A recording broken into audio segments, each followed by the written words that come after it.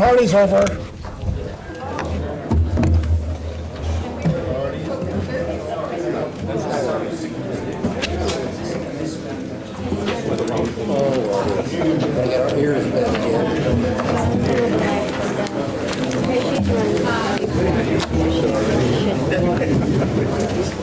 Are you ready? Give you an idea.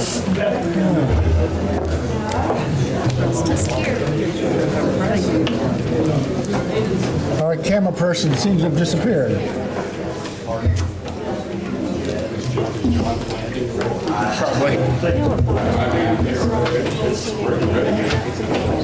It's nice. Here she goes.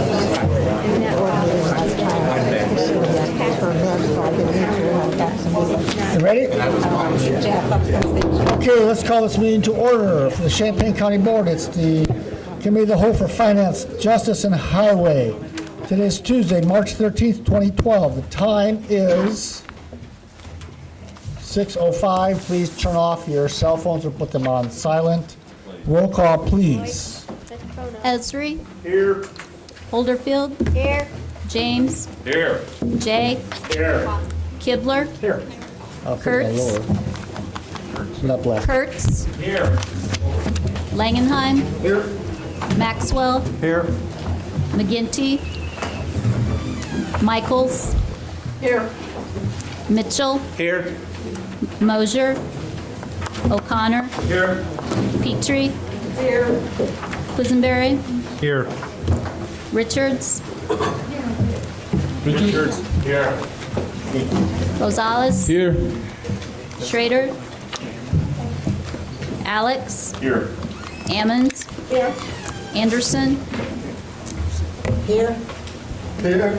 Vinzel. Here. Berkson. Here. Betts. Here. Carter. You. Here. Coer. And Weibel.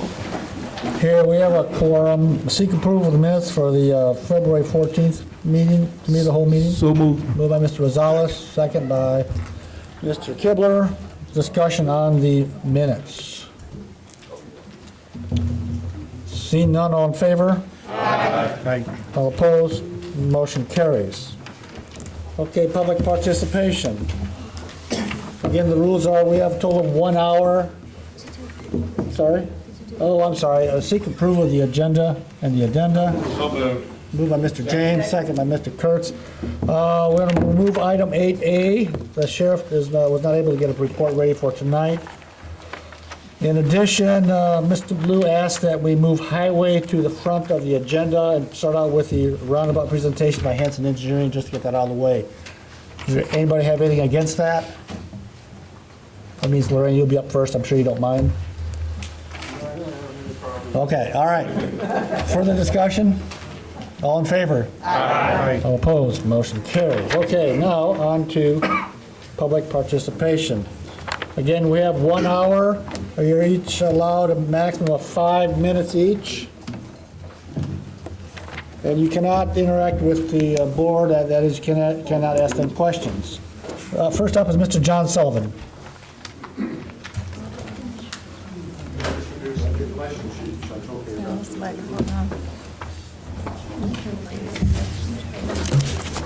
That much you can do.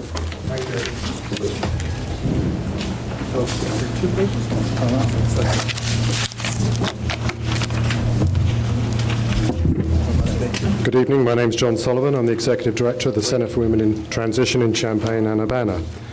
Being distributed down the tables is an informational fact sheet. From July 2010 to July 2011, the Centre served 560 women and children in our community. In the period from February 2011 to February 2012, we had 81 single women and 19 families who we could not house and provide services to in our community. These are individuals living in cars, couch surfing, living in parks. In the last year, the Centre for Women in Transition received federal funding in the region of $212,000 state funding in the region of $638,000 for a total of $850,000. The local funding we have received is around $197,000. So for every dollar that the community invests in the Center for Women in Transition, we get $4 from state and federal funding brought into this community. If you look on the back page of the informational sheet, you'll see a small graph. One of the grants we've received from the federal government is a transitional housing grant. Federal funding from HUD, Housing and Urban Development, does not go up with the cost of living. And you can see an example there from when we first received this grant in 1980 and the cost of living, which has gone up 297%. Utilities, health insurance, and all the other good things that goes in terms of running a transitional shelter. The dilemma we have as the Centre for Women in Transition is, of course, funding for the resources to provide shelter for the people in need in our community is being eroded by inflation. The numbers to be served are not being served. We don't have an emergency shelter, we don't have enough transitional shelter, and there are people in our community on the street. The solution, I suggest, is a community investment, which is both economically sound. The investment itself brings more money into the community and meets the needs of those individuals in our community. Thank you. Next is Sheila Ferguson.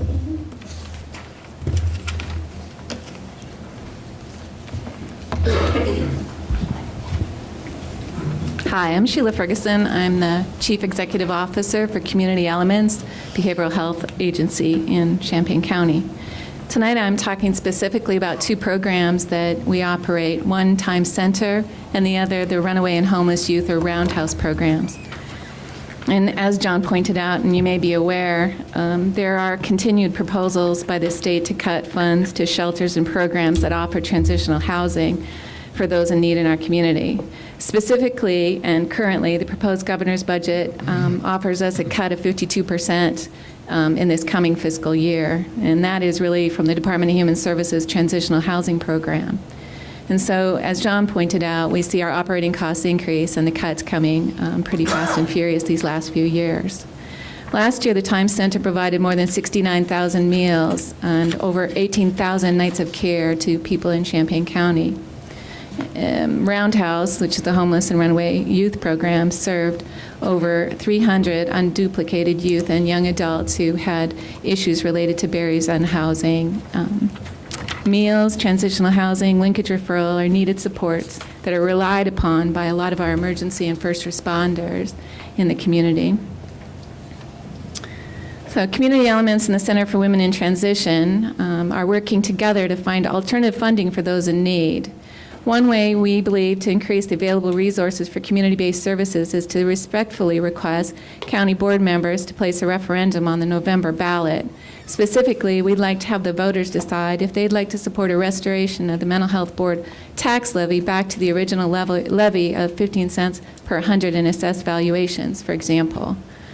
And as I mentioned in the background, we have been negatively impacted, and our community has been negatively impacted, especially as it relates to community-based mental health, developmental disabilities, and substance abuse treatment services and systems. The cuts have devastated our safety net of supportive and transitional housing programs for the homeless in our community. If a referendum is placed on the ballot, we hope that the voters vote positively for it. The resources from the tax levy could be used to strengthen that system of care that I'm talking about in the community. And I know from the past year, looking at the needs assessments done by the United Way and others in the community, and the homeless study that was done and the count that was done, the items that have risen to the top on the minds of those in service positions, as well as some of our advocates, for example, NAMI, which is the National Alliance for Mentally Ill, are looking at trying to put together a plan to have family or individual shelters, more shelter services, trying to support treatment services in the existing shelter programs, help fund some of the items that John talked about in terms of the operation costs continuing to go up while we continue to see cuts at the state and federal levels. We'd like to be able to fund outreach and intensive case management service and expand the number of crisis transitional and permanent housing opportunities that we have available. All of these services can help our first responders as they see more and more issues of homelessness in the community. Well, thank you for your time tonight. I'll be passing out just the background information that I talked about. Mike Weissman?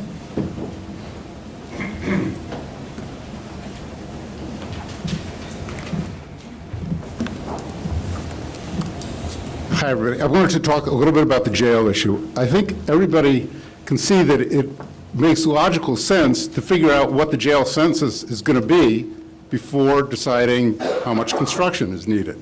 And everybody pretty much agrees that every measure should be taken that's, reasonable and consistent with law enforcement to reduce the jail population.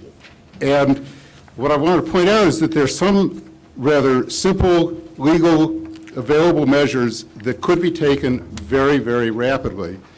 I'm told that roughly 60 of the prisoners are currently pretrial, which means that there's no state law requiring that they not be released with GPS ankle bracelets, a standard technique used in many places.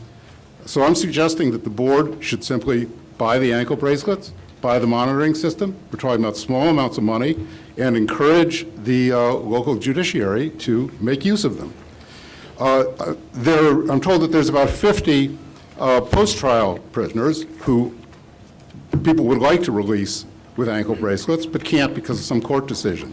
Well, that's not completely in your control, but you can encourage our state legislators who are already working on this to expedite the law that will overturn that decision and get those people out. Now, if you add 30 and 50, you've got more than the census of the downtown jail. And so that strongly will change the parameters for what sort of construction might be needed. If you could simply empty it and demolish it, that's a lot different constraints than if you need to figure out what to do with the people who are currently in it.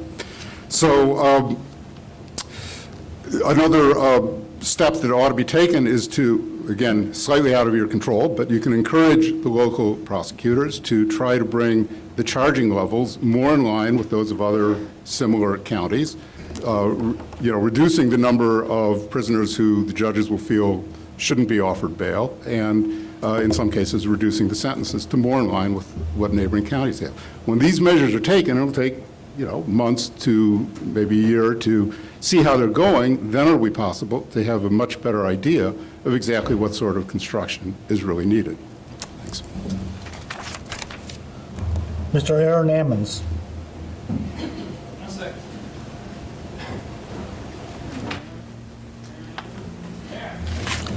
Let's move on to Julian Penegras? Chris Evans.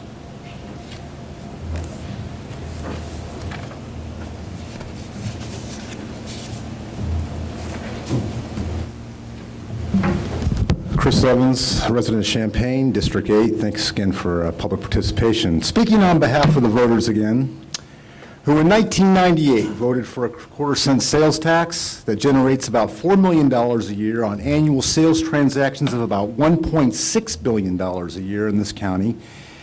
It's these 23,000 voters who decided to tax themselves in this way with the understanding, so they were told in Ordinance 572, that $4 million a year of taxes would be used to pay off the $9 million satellite jail, the $4 million youth detention facility, and the $23 million courthouse expansion for a lovely 11 courtrooms. And voted for all this they did with the understanding that upon paying for these 3 construction projects, to quote Ordinance 572 again, quote, "This tax shall be repealed unless the tax's continuation is approved by a majority of the voters of Champaign County in a subsequent election." It's these voters who, by the way, did not authorize the sales tax to be used for utility bills beginning in 2003, did not vote for a $6.8 million renovation to the old side of the courthouse in 2007, and who will not get to vote for the $20 million maximum security jail expansion, and will have no say whatsoever on whether to send this county's budget off the cliff into debt until the year 2029. On behalf of these voters who have been lied to and had millions upon millions of dollars stolen from them, I'd like to talk about the next most important criminal justice need in Champaign County. Now, on last week's episode, we learned that the first $1.8 million of stolen money needs to go to fix the downtown jail that you're required by law to maintain. Now, this week, I want to talk about the next most important criminal justice need for every inmate in Champaign County, and as any good defense attorney will tell you, what every inmate needs first and foremost in this county is proper, adequate, and effective legal representation. Now, you have no control over who gets arrested, no control over what the cops are going to do, no control over what the citizens are going to do, but you are completely responsible for how equipped and staffed the public defender's office is. And it is you, the county board, who determines the caseload for each individual attorney, and therefore it is you, the county board, who determines the quality of legal defense for indigent defendants in this county. Now, in the RFP you were given, you'll see on top of page 9 a portrait of the state's attorney's office compared to the public defender's office. You'll notice that there are few statistics in regards to the public defender's office. The state's attorney's office is staffed with 17 full-time attorneys. The public defender's office has 14 full-time attorneys with 3 support staff. But if you look at the county budget for 2012, you'll see a more accurate picture of the resources available for each office to handle the county's caseload. The state's attorney's budget is double of that of the public defender's, about $2 million a year for the state, compared to $1 million a year for the public defender. The state's attorney has 43 employees, including 1 full-time investigator, on top of the 400 area patrolmen and detectives from the local police agencies to build their cases, whereas the public defender has only 17 mentioned in the RFP and no investigator whatsoever. Well, maybe that's because the state's attorney's office handles twice as many cases as the public defender's office. According to the 2012 county budget in review and the RFP, the public defender's office handles about the same number of felonies, the same number of misdemeanors, the same number of DUI violations, the same number of juvenile cases. Operating with half the resources of the state, the public defender is managing about the same number of cases that could involve in somebody going to jail. Some of you thought income of the defendant didn't matter, but in Champaign County, we prosecute primarily poor people.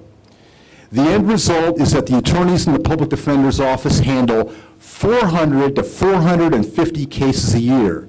This caseload number is very important because the American Bar Association, and when were you going to tell them? The American Bar Association recommends attorneys handle only 150 cases a year in order to remain effective on each individual case. The primary complaint of inmates and bonded defendants alike in Champaign County is that the attorneys who are assigned to represent them rarely, if ever, actually work their case and seem to be working against the defendant in order to help the state prosecute them. That doesn't mean that public defenders are bad people or incapable people. They simply have no time to investigate a case, no time to subpoena the necessary witnesses, and no time to prepare for trial. They have too many cases to do so, and 98% of the time, the public defenders only have the time to relay to the defendant how much punishment the state is offering the defendant if the defendant will plead guilty and not make anyone work to prove their guilt. The District 5 representatives are trying to tell you the residents don't have as big a complaint about the physical conditions of the downtown jail as they do with the deplorable legal conditions they face when accused of a crime in Champaign County. Now, how important is an adequate defense? It's been suggested that if there's an arrest, somebody did something. If you read your own RFP, you'll see that half of the people arrested in Champaign County have their cases dismissed, and half the people taken to the county jail are released with no criminal charges pending against them. Read the RFP and you'll see it. The state's attorney says They reviewed 8,400 police reports, but it seems only 4,241 prosecutions occurred in 2011. Apparently, 4,159 police reports were discarded and never pursued in court. Mr. Evans, your time's up. Okay, to conclude, I would ask that the next $1 million of the stolen money be sent to the Public Defender's Office every year thereafter. That would be justice, and that's the purpose of the Justice Committee. Thank you. Mr. Gerald Cruz?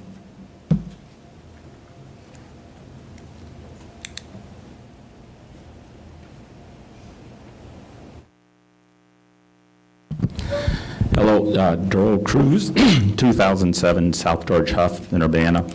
First of all, I would like to thank the county board for taking the time the past several months to listen to public input on this jail issue, and the fact that I think the public input is extremely important, and you're to be commended for taking the time to do that.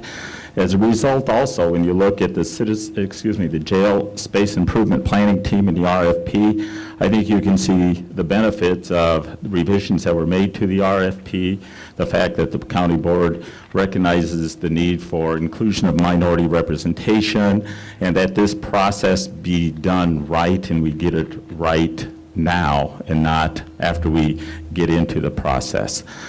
I would like to speak very briefly to the issue that the county board is going to be discussing tonight under the Social Justice Committee, and that is the formation of the Citizens Advisory Task Force. I have a fear, along with some other people, not the fact that you're forming this committee and are authorizing it and charging it to do certain types of things on your behalf, to collect information, analyze it, synthesize it, and give you a report. I think that's extremely important, and I applaud you for doing that. But I'm fearful that once this committee is formed, that it's going to possibly fall into a black hole and disappear out of sight of the board. And that one of the problems I can perceive occurring is that you have two committees that are being charged to do specific things on your behalf, the Citizens Advisory Task Force and the Jail Space Improvement Team. I would ask you to consider tonight, as part of a motion, to ask the chairpersons of each of these two committees to get together to formulate a time frame and schedule of activities that kind of coordinate what is going on between the two of them, so that there's the proper linkage and there isn't an isolation of what is happening between the two committees. And I would also suggest that I think the information that both committees may be drawing or working to receive on your behalf, that there's a mutual benefit in how each committee can succeed in reporting to you at the end if they are asked to share that information on an ongoing basis with each other to help inform the Facilities Committee with the type of information maybe that Citizens Advisory Task Force is collecting, and vice versa.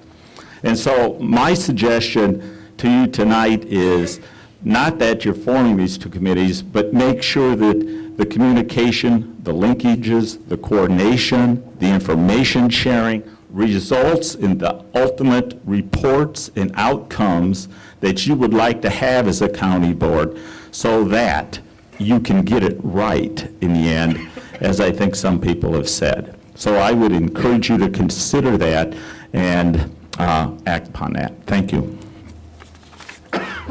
Aaron Amons.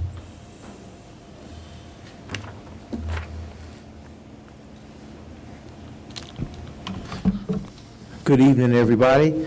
The first thing that I would like to address, and it's basically a request from, I don't know if it would be the chair of the county board, Pius Weibel, or the chair of the facilities committee, Tom Betts, but I would ask on behalf of myself and numerous other folks in the community who watched the county board last Tuesday and heard the, in my opinion, very racist, but certainly insensitive comment from the state's attorney in relationship to a motion that Carol Ammons made about having African-American representation on the jail planning committee.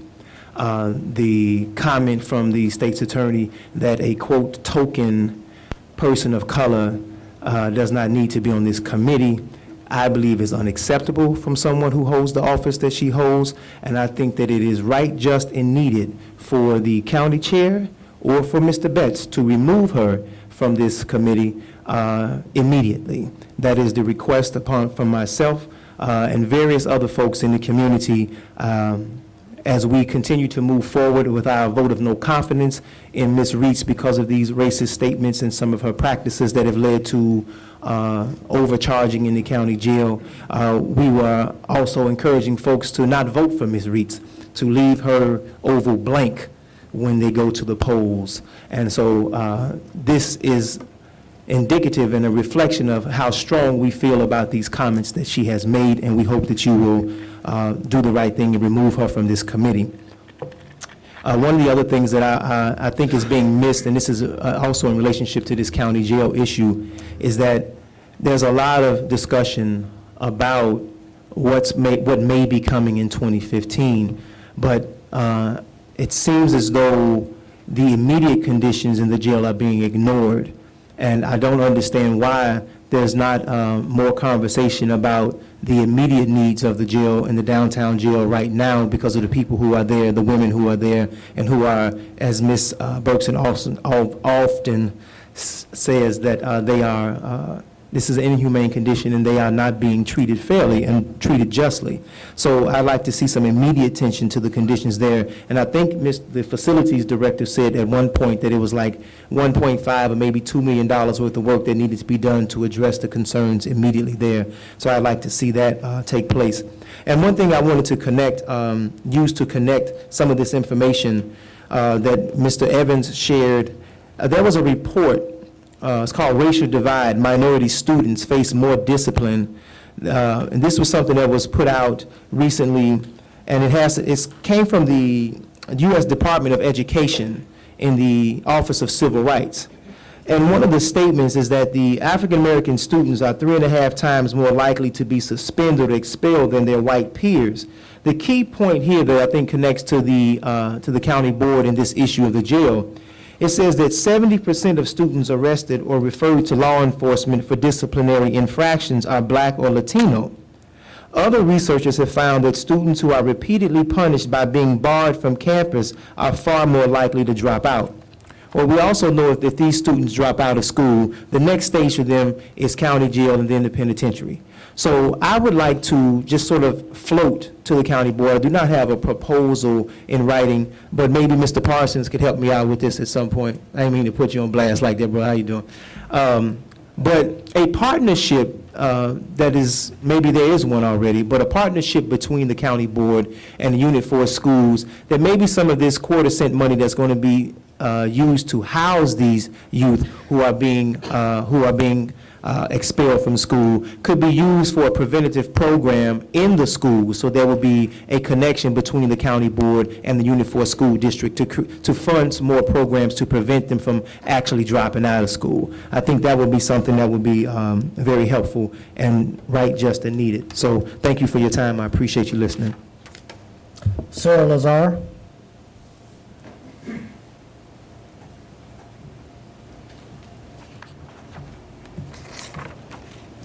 Hello, I'm Sarah Lazar. I live at 412 West Illinois Street in Urbana. And I'm here today from the Solidarity Committee of the GEO, IFT-AFT Local 6300. The Champaign County Board and the Jail Project Planning Team need to look into alternatives to expanding the county jail. Many other communities have implemented programs that provide alternatives to incarceration, simultaneously reducing recidivism rates and saving counties millions of dollars in costs related to incarceration. I'm going to share some examples of these programs with you today. Many counties and municipalities around the nation have successfully implemented pretrial diversion programs. Rather than sending offenders directly to jail, these programs allow law enforcement to arrest and immediately release those accused of certain nonviolent offenses. People in these programs are either diverted to pretrial rehabilitation programs or they are issued summons instead of being incarcerated prior to trial. Counties and cities that have implemented these programs have seen tremendous cost savings due to the reduced numbers of people incarcerated before trial. In some cases, pre-trial diversion programs and the associated fees actually generate revenue for the counties or cities in which they are located. Take, for example, the pre-trial diversion program of Monroe County, Indiana.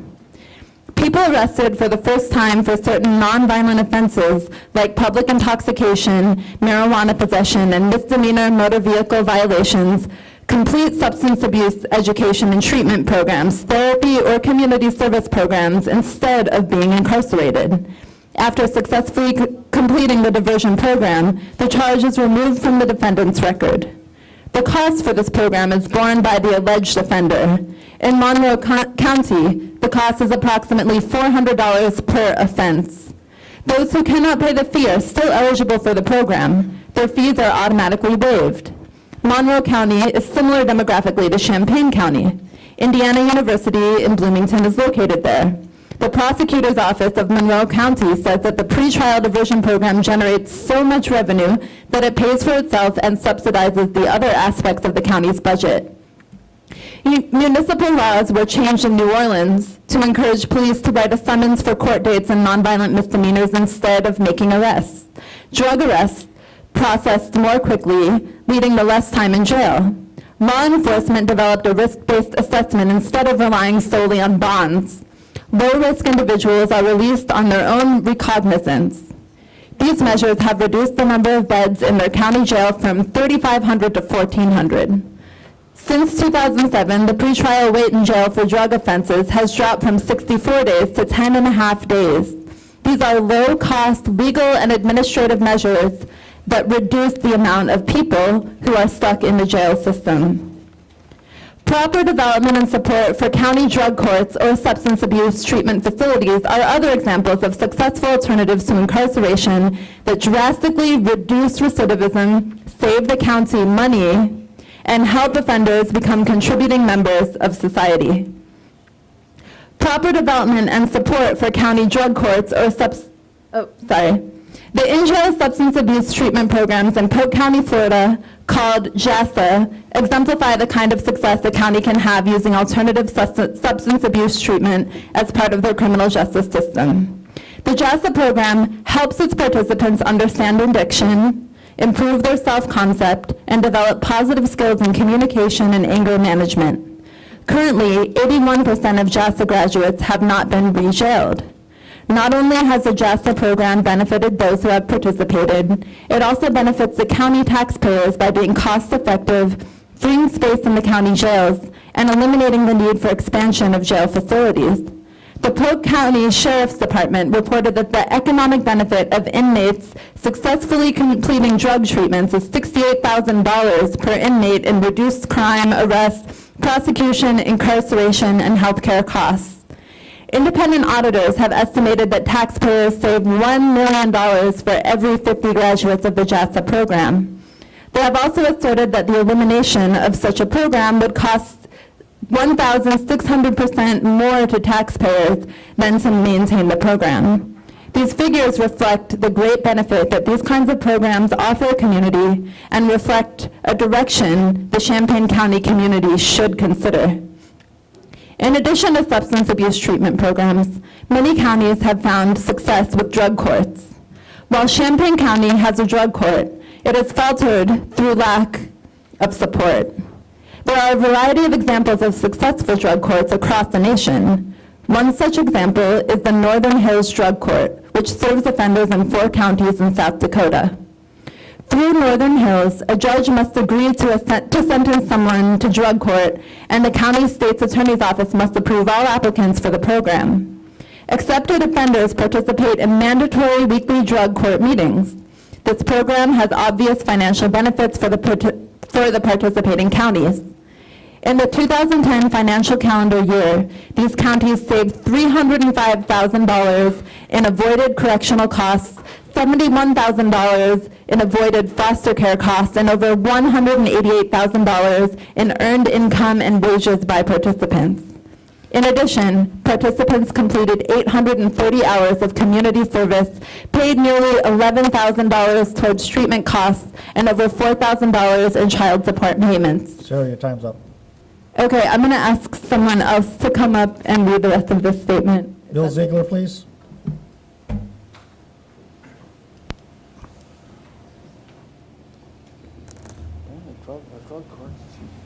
We lost it somewhere.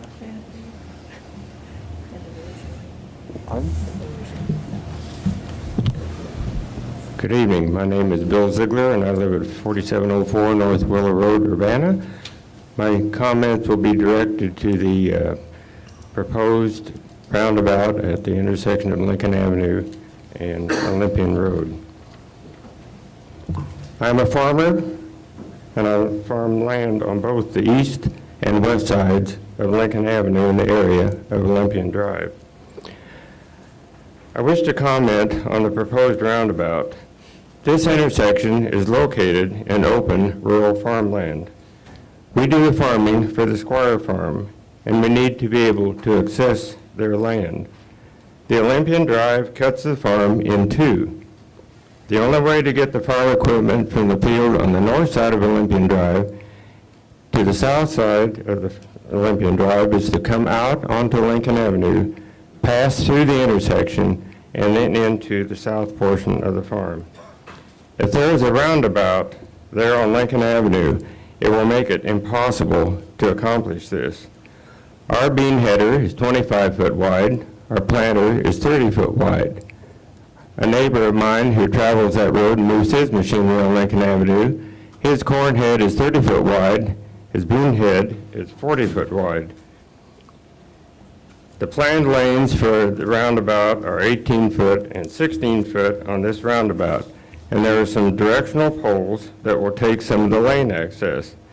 We absolutely cannot fit our equipment through these lanes. All that is necessary at this T intersection is a single stop sign on Olympian Road.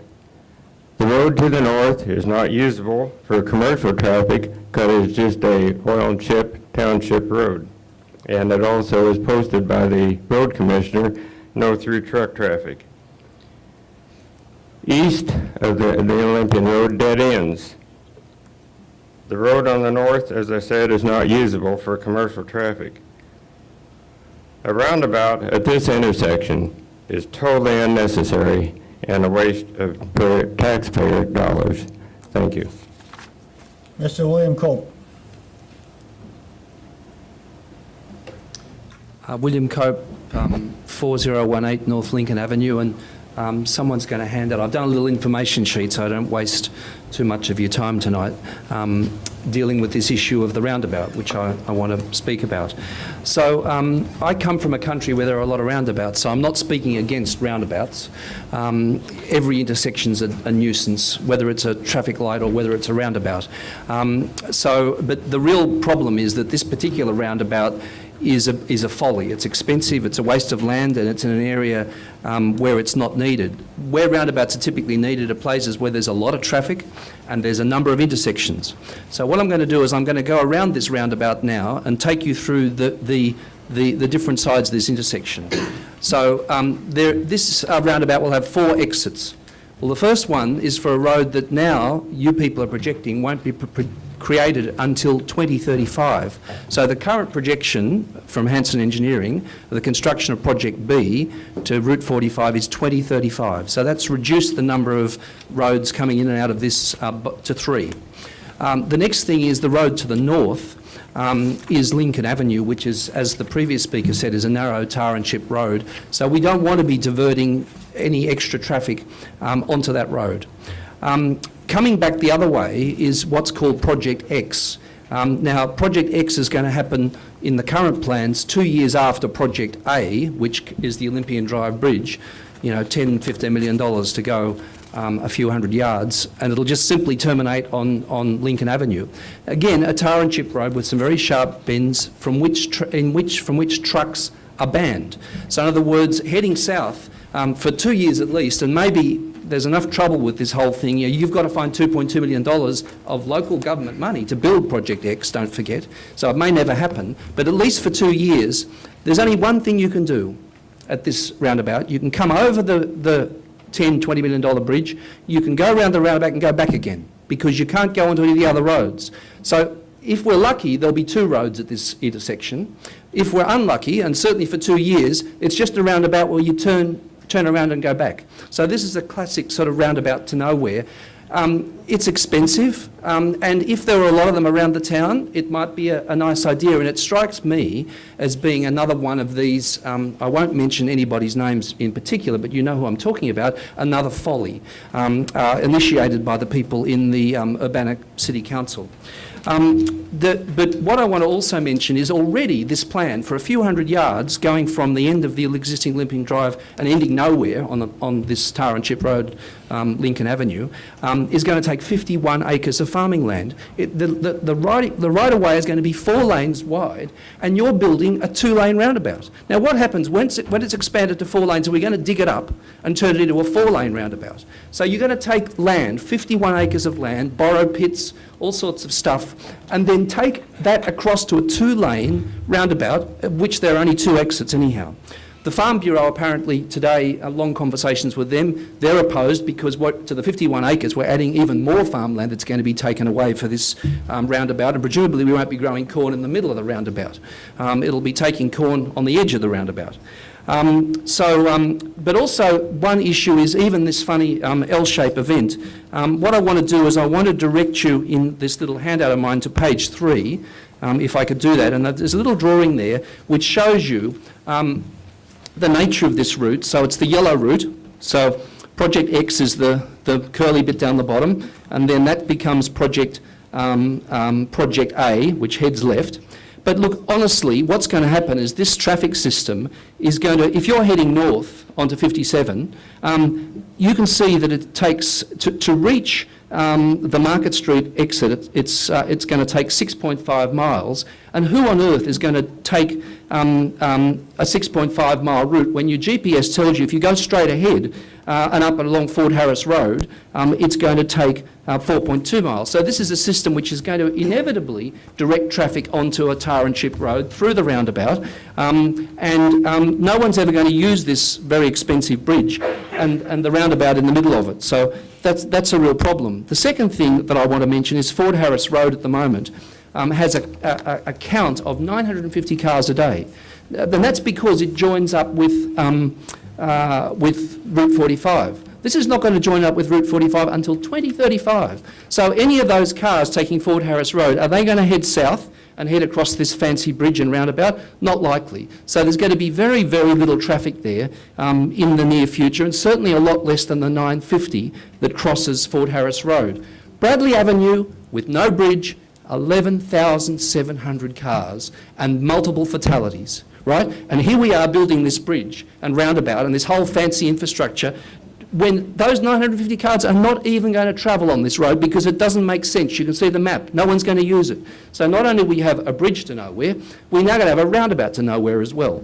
So, so I would just say that in terms of a number of issues, which is the cost of this folly, the additional land that's going to be taken up with this folly, I would counsel very hard, very much that you don't do it. I might say also, if you have a look on page 4, I've got a picture of the road onto which traffic, if they head north out of the roundabout, that's the road they're going to be on. That's North Lincoln Avenue, and it's not really a great idea. So they're going to go through the roundabout, and by the way, to get to 57, they have to go through 4 stop signs. Heading north, they've got to go through another. So why have a roundabout when all there is for every 100 yards in every direction is another stop sign? So it's going to be a monument to a certain form of, well, I think you people know the story. Thank you very much for your time. Mr. Harold Shaman?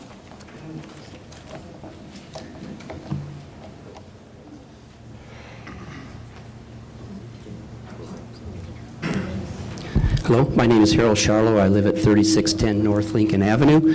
I'd like to read a letter. It's a little dated because it was to be presented last time when the roundabouts were being talked about, but As I attended the last meeting of a whole meeting, I would like to clarify a point that was made at that meeting. It was presented to the board that the reason a roundabout was developed into the design of the Olympian Drive was that a round table meeting was held. A majority of the participants were in favor of that option. Several county board members questioned that statement.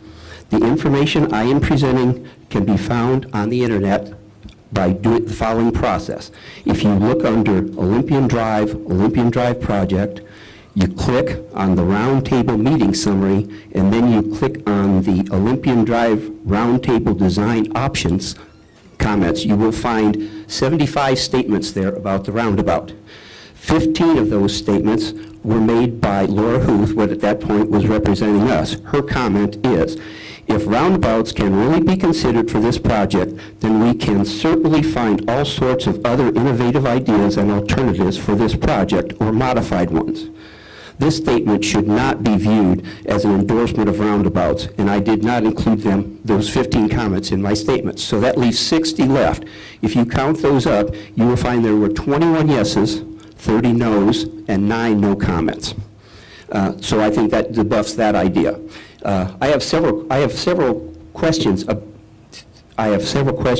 the design of the roundabout. However, I feel that the board must first determine if they support this concept, because as Jess Blue stated at that meeting, he will be negotiating with Squire Farms, and the city of Urbana will be negotiating with Jimmy Heinberger for land acquisition. The property that belongs to Jimmy Heinberger lies completely east of Lincoln Avenue, and none of his land is required if the roundabout is not built. So when you talk about the cost of this project, you're going to have to look at several factors. Number one, they're buying, and I don't know what the total land is, but they're buying half of the roundabout is going to be from land that's not needed for this. All you need for this is a stop sign on Olympian Drive. Lincoln Avenue can continue just the way it is right now. You don't need any additional cost. I was just recently down in the Villages in Florida, where it's loaded with roundabouts. Signage, every intersection approaching the internet has one that says entering roundabout. Then they'll have another sign that tells you what route you should take to get around the roundabout, depending on where your location is. Okay? So there is at least 3 signs required on each entry into the roundabout. And again, the land use for that. And they also, I discovered down there that people will not use the roundabout the way it was designed to be used. They all stay in the outside lane because they don't want to get trapped on the inside lane. If you're going, supposedly on Lincoln Avenue straight, you would supposedly enter the middle, go around. I'm sorry, that's wrong, because there will be no exit to the east. I get confused myself. If you're going to go on Olympian Drive, you would go to the inside lane, go around the roundabout 270 degrees to exit. However, if another vehicle is coming south on Lincoln Avenue and going to exit on Olympian Drive, he's going to take the outside lane and block you from getting there. So what happens down there is you have 3 and 4 cars stacked up in the roundabout trying to make a right-hand turn because they will not get trapped on that inside lane. So again, and another is pollution. Some of the literature I've read says that these reduce pollution. Hard convinced me that a car going straight down Lincoln Avenue at 35 miles an hour with no stop sign pollutes more than a vehicle who has to slow down, go around a roundabout, extra mileage to go around the roundabout, and then accelerate to get back up to speed. It just doesn't make sense. And lastly, that if this was such a good idea, why wasn't it ever considered for Curtis Road? Now, there's a perfect application for a roundabout if you're looking for more traffic usage for entrances and exits and so forth. That's where this should have been discussed. But out in the country here where we have 950 cars a day and so forth on a road, it just doesn't make sense. So I thank you for your time. But again, I urge the board to really put this on your agenda as soon as possible to stop this, because, like I said, you're going to be acquiring land that will not be required if you vote down the roundabout. Thank you. Gary Zico.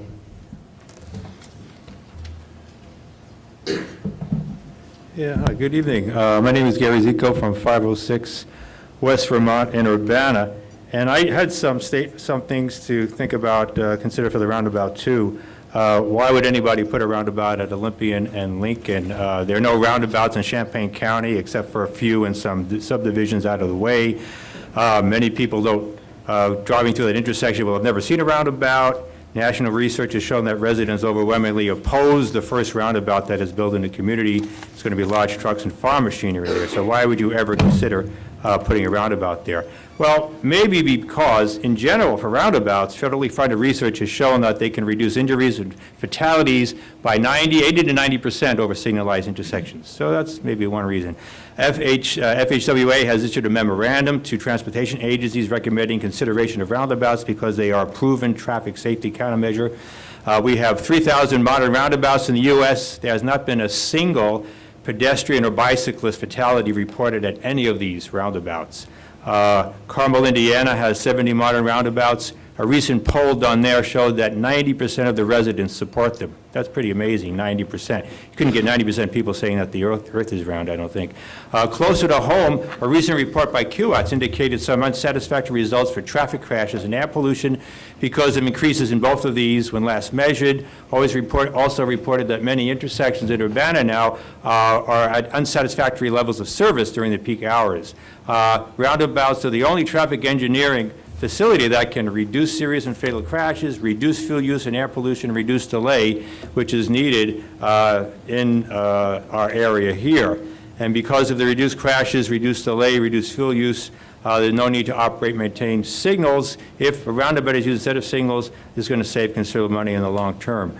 The organization I represent, Champaign County Bikes, supports roundabouts because of the safety advantages they provide for all users, especially bicyclists. One of the main things is you don't have people turning left in front of you when you're on a bicycle. Everybody's going in the same direction. And support for roundabouts in Urbana goes far beyond cyclists. We had an online petition with 52 supporters with a lot of people supporting the idea of roundabouts. Large trucks can handle roundabouts. I know nothing about farm machinery, so I'm interested in hearing about the presentation on how that's going to be done, but no problem with large trucks, properly designed roundabout. And lastly, a single-lane roundabout can easily handle 25,000 vehicles per day. Roundabouts add significant capacity to single-lane roads because congestion on the roads is not caused by having too few lanes, it's because of having to wait at stop signs and at traffic signals. So while the current traffic volume at Lincoln and Olympian is 0, if there is considerable traffic volume here in the future, a roundabout could actually be the safest, most efficient, and most economical way to move traffic through the intersection if there's going to be considerable traffic volume. And actually, you don't have to widen roads. So the total footprint for high volume with a roundabout is actually less than traditional intersections. So why would anybody consider putting a roundabout there? There are some reasons. Other issues certainly have been raised, and I look forward to the further discussion about this. I have a brochure that I brought from the Federal Highways Administration, where you might get a copy of some basic information about roundabouts that could be useful. Thank you. Leslie Cooper Band.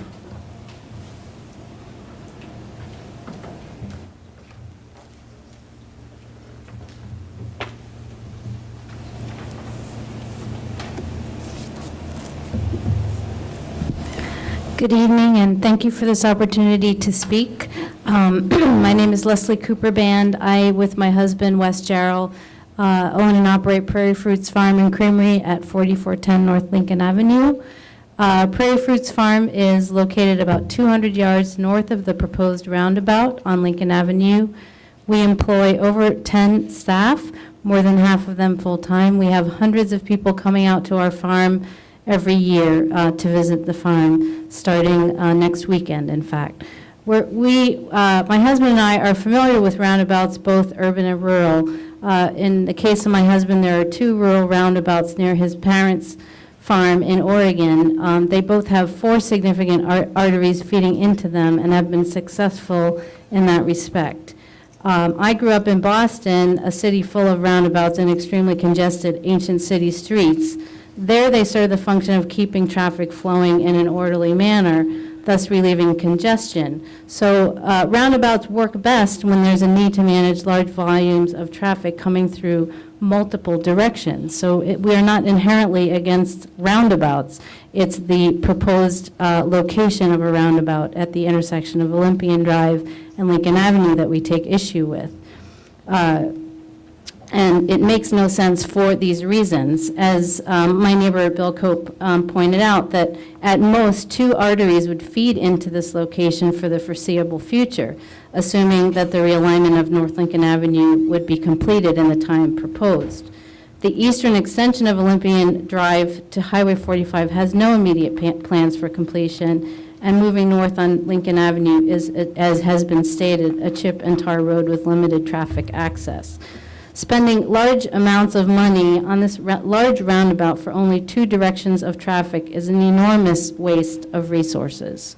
Moreover, we are particularly concerned that the roundabout may impede emergency vehicle access north of the proposed roundabout. For example, fire trucks, police vehicles, and ambulances that may preclude them from getting to our property in the event of an emergency in a timely manner. Although we see no need for this road project overall, if the road were to be completed, a curve makes much more sense than a roundabout, as our resident group proposed several years ago. Also, locating the curve several hundred yards to the west of the current proposed site still makes the most sense. Initially, our response to the whole Olympian Drive extension project was personal and professional. It would change the character of our rural area and destroy precious farmland.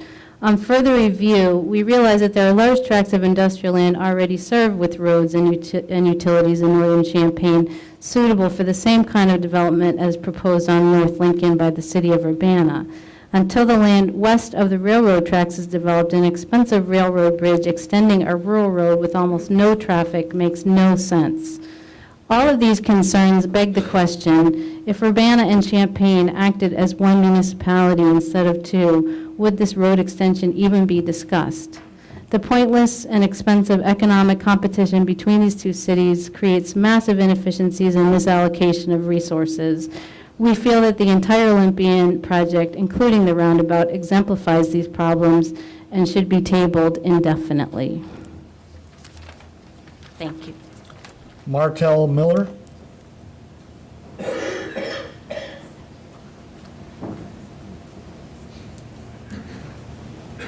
Martell Miller, General Delivery.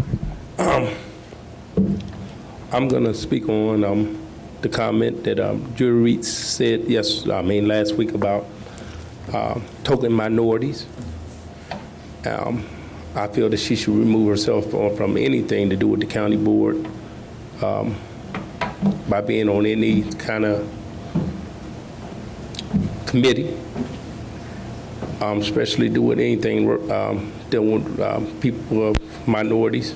And she feel like because someone asked to have minorities on there, they would be token. That was a racial comment. And for y'all not to think about doing any kind of racial studies on anything to do with the jails, to vote that down. I think y'all need to revisit that, because minorities, more than 50 to 60% of that jail, and they'll probably be 50% or more of your new jails, and that's something the county board, y'all over the whole county, and that's something that needs to be looked at. With the quarter-cent tax, that was put on the ballot, voted in by the people of this county. It was took away in 2003 by the people that was on the county board. Now there's new people on this county board that should speak out and said, you know, we should give that back to the voters and put on a referendum and let the sunset take place procedure and start it over, put it back on a referendum, let the voters vote what this money should be used for. The county jail numbers have been down for over probably 7 years.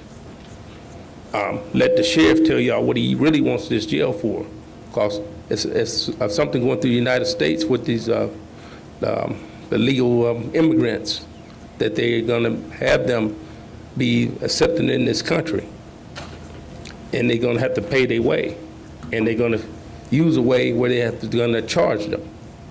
and they can't put them in state penitentiaries. They're gonna be able to put them in federal jails and county jails. And that's how they're gonna make their money. And I don't think our community should be one of the ways that they should be using our county jails to make money. You know, jail is for people committing crimes and not for people to be stored to make money on. To me, I think y'all should take a look at the new Jim Crow book by Michelle Alexander and read what's going on with our justice system. And I'm gonna leave it like that. Thank you. Brian Dulliner.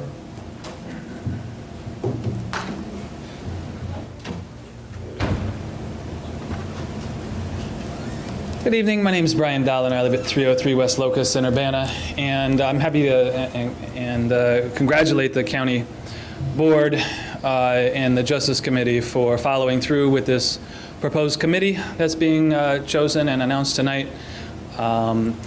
We have some concern, as Darrell Cruz had mentioned, about the lack of real teeth in this committee.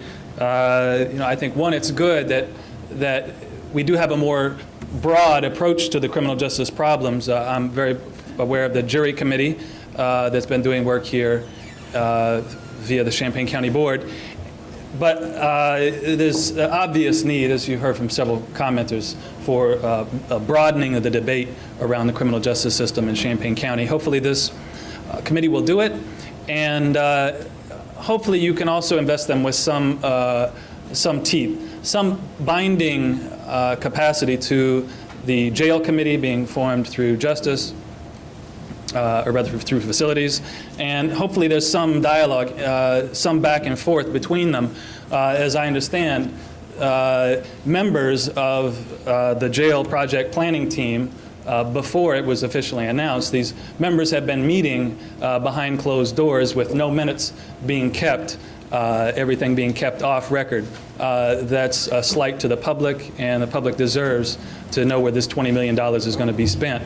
I've filed a FOIA request, so if there is any information, minutes being collected, any information, I would like it for purposes of the public knowing its own business.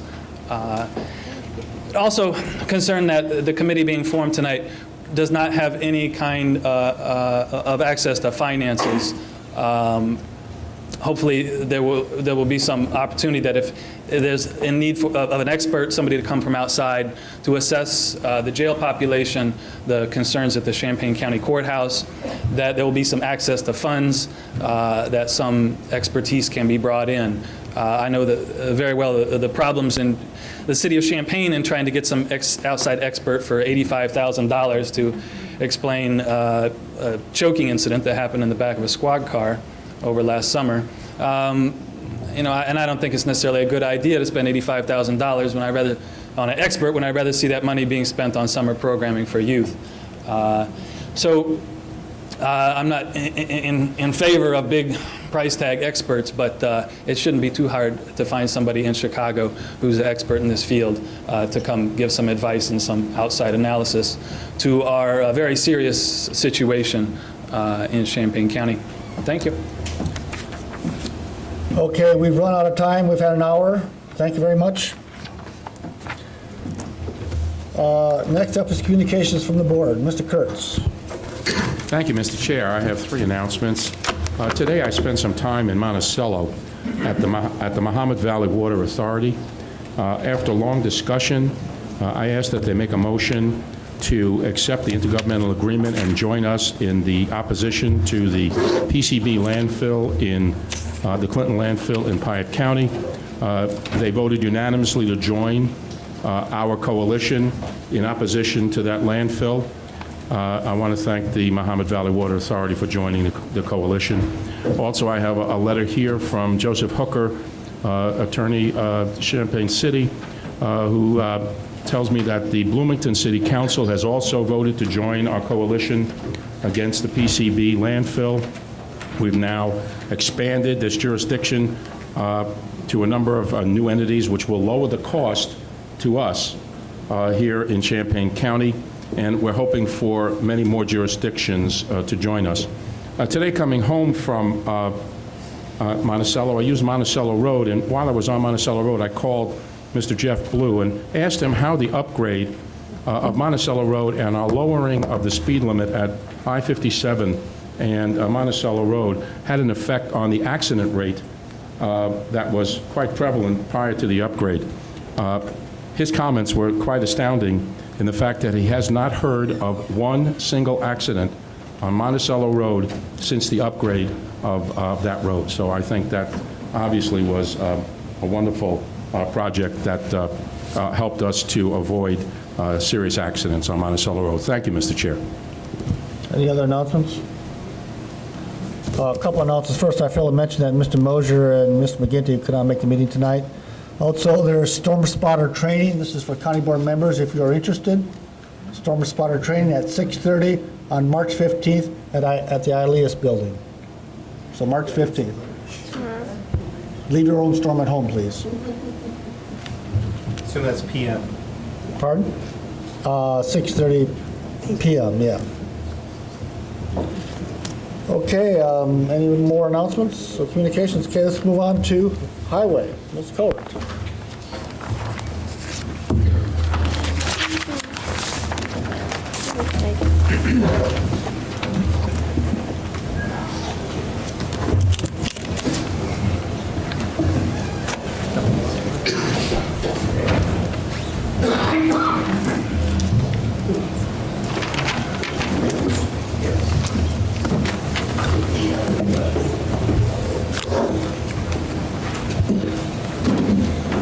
Good evening. The first thing for Highway and Transportation is the monthly report for the county and township motor fuel tax claim for February 2012. Make a motion, accept those and put them on file. Second. Motion and second. It's open for any discussion. Seeing none, all in favor say aye. Aye. Anyone opposed? Next, we're going to go into the county engineer report, and we're going to make number 4, number 1. All right, so we're going to move number 4 up to the beginning of my presentation, and we have tonight, based on the last committee of the whole meeting, there was some discussion, obviously, about the roundabout at Olympian and Lincoln. So I've asked Matt Hyen from Hanson Engineering to come along with Mark Johnson, who is working with Hanson Engineering as a roundabout expert, to come and do a brief presentation about roundabouts in general, but more specifically roundabout that is proposed at the Olympian Drive and Lincoln Avenue intersection. So if you guys would come up and we can get started. Just give them a second here to get the projector turned on. They've got a PowerPoint presentation that they'd like to go through.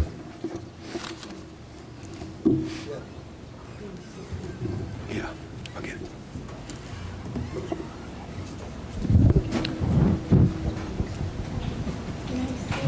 Madam Chair, Yes? could I ask a question at this point or no? Yes. Well, I thought at our last count, and somebody correct me if I'm wrong, that the consensus was that there wasn't much interest in a roundabout from this board. Was that correct in my consensus? No. This is just a presentation. But I mean, why are we going to have a presentation if there's no interest? Why put the gentleman through that if we're not interested in having a roundabout? Okay, we never did have a vote on that. Same. Well, I thought we had because Show of hands. can we have a show of hands and see who does want a roundabout? Because I can't, my thing is, why sit through a presentation if the majority of the board is not in favor of it? It's my understanding from the last meeting that you guys wanted somebody to come and inform you about this roundabout. I don't recall. Does anybody else recall that? I may be out of line here. I agree with it. You're the chair. I'm just asking. We're going with the presentation.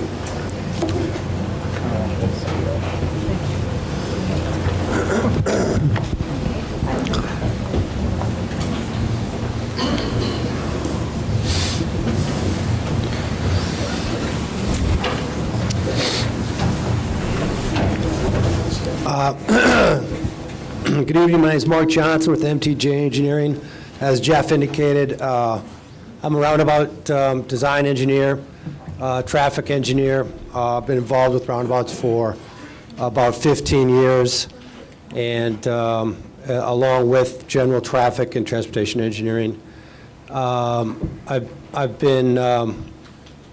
worked for city and state municipalities. I'm in my 8th year in my own firm called MTJ Engineering. I've been involved with many projects all across the U.S. and up in Canada.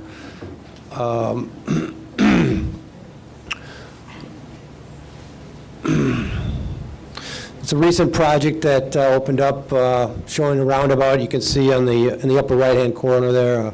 It's kind of a rural transition area, suburban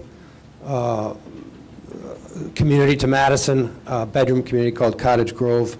3 roundabouts, 2 ramp terminals. You can see a diverse application there of the ramp terminals, and then also the intersection of 2 county roads on the right-hand side with some multi-lane and some single-lane entries.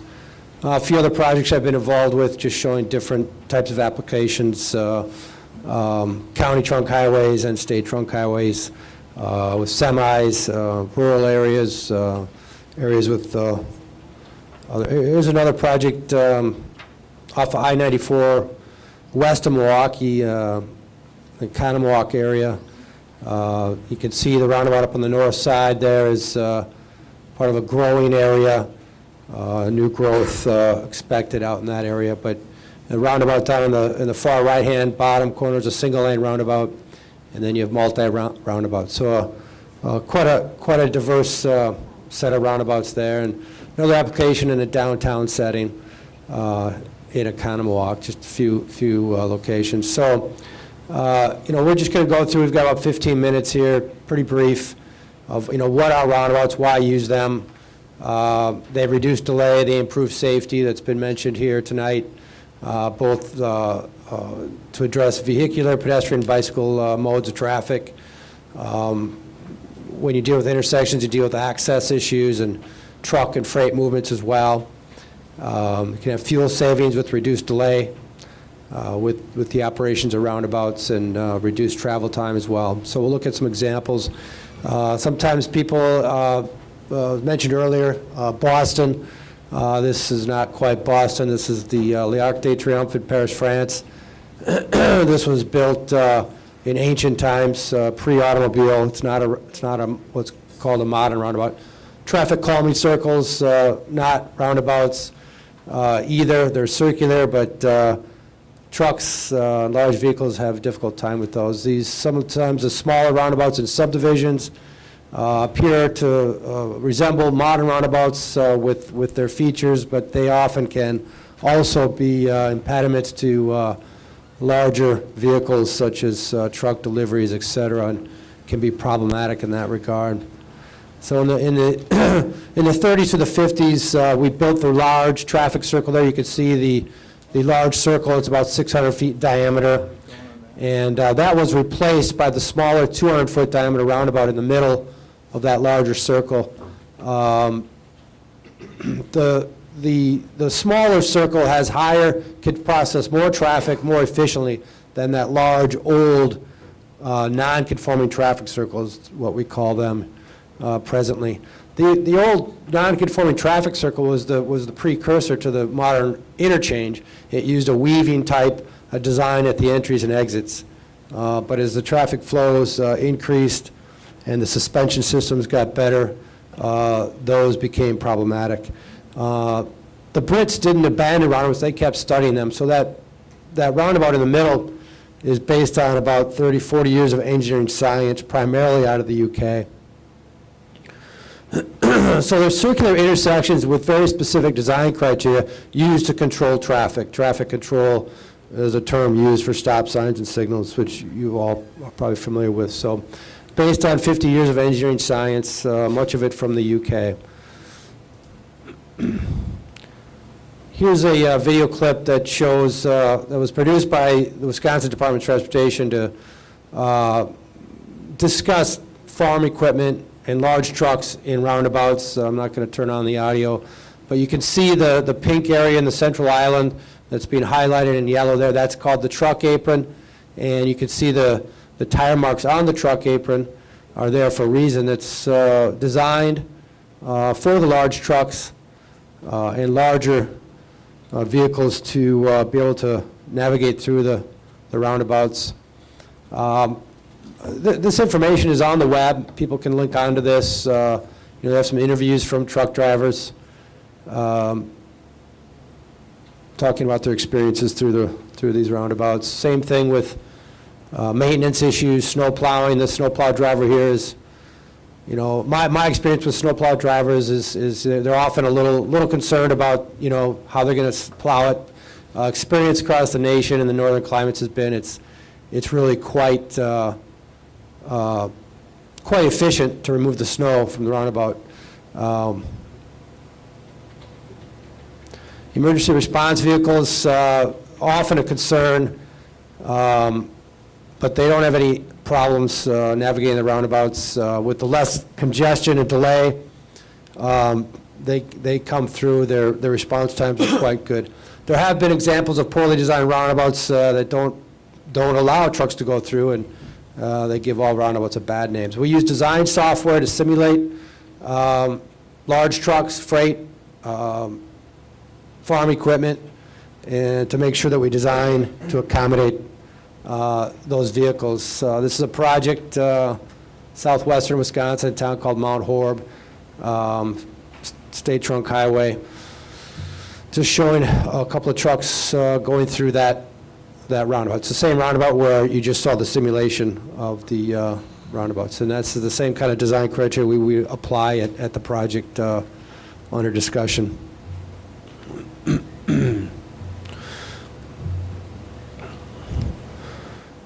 That village, after their initial roundabout, they put in 4 more after they put that one in. They liked it so much. Although there's no pedestrians currently with the roundabout under discussion here, I have this video clip in. It shows a couple of kids on bikes. They look like they're, maybe 10 or a little less in age, and traversing through this roundabout. You can see sort of how it operates for these kids, and vehicles slowing for them to let them cross through that 2-stage crossing. With that, I'll hand it over to Matt. I'm Matt Hine. I'm the project engineer with Hanson Engineers. I just wanted to show you some of the specifics about what we're working on for the Olympian Drive and Lincoln Avenue roundabout. Specifically with regards to trucks, you can see there in the large picture, that's the design vehicle. They call it a WB65.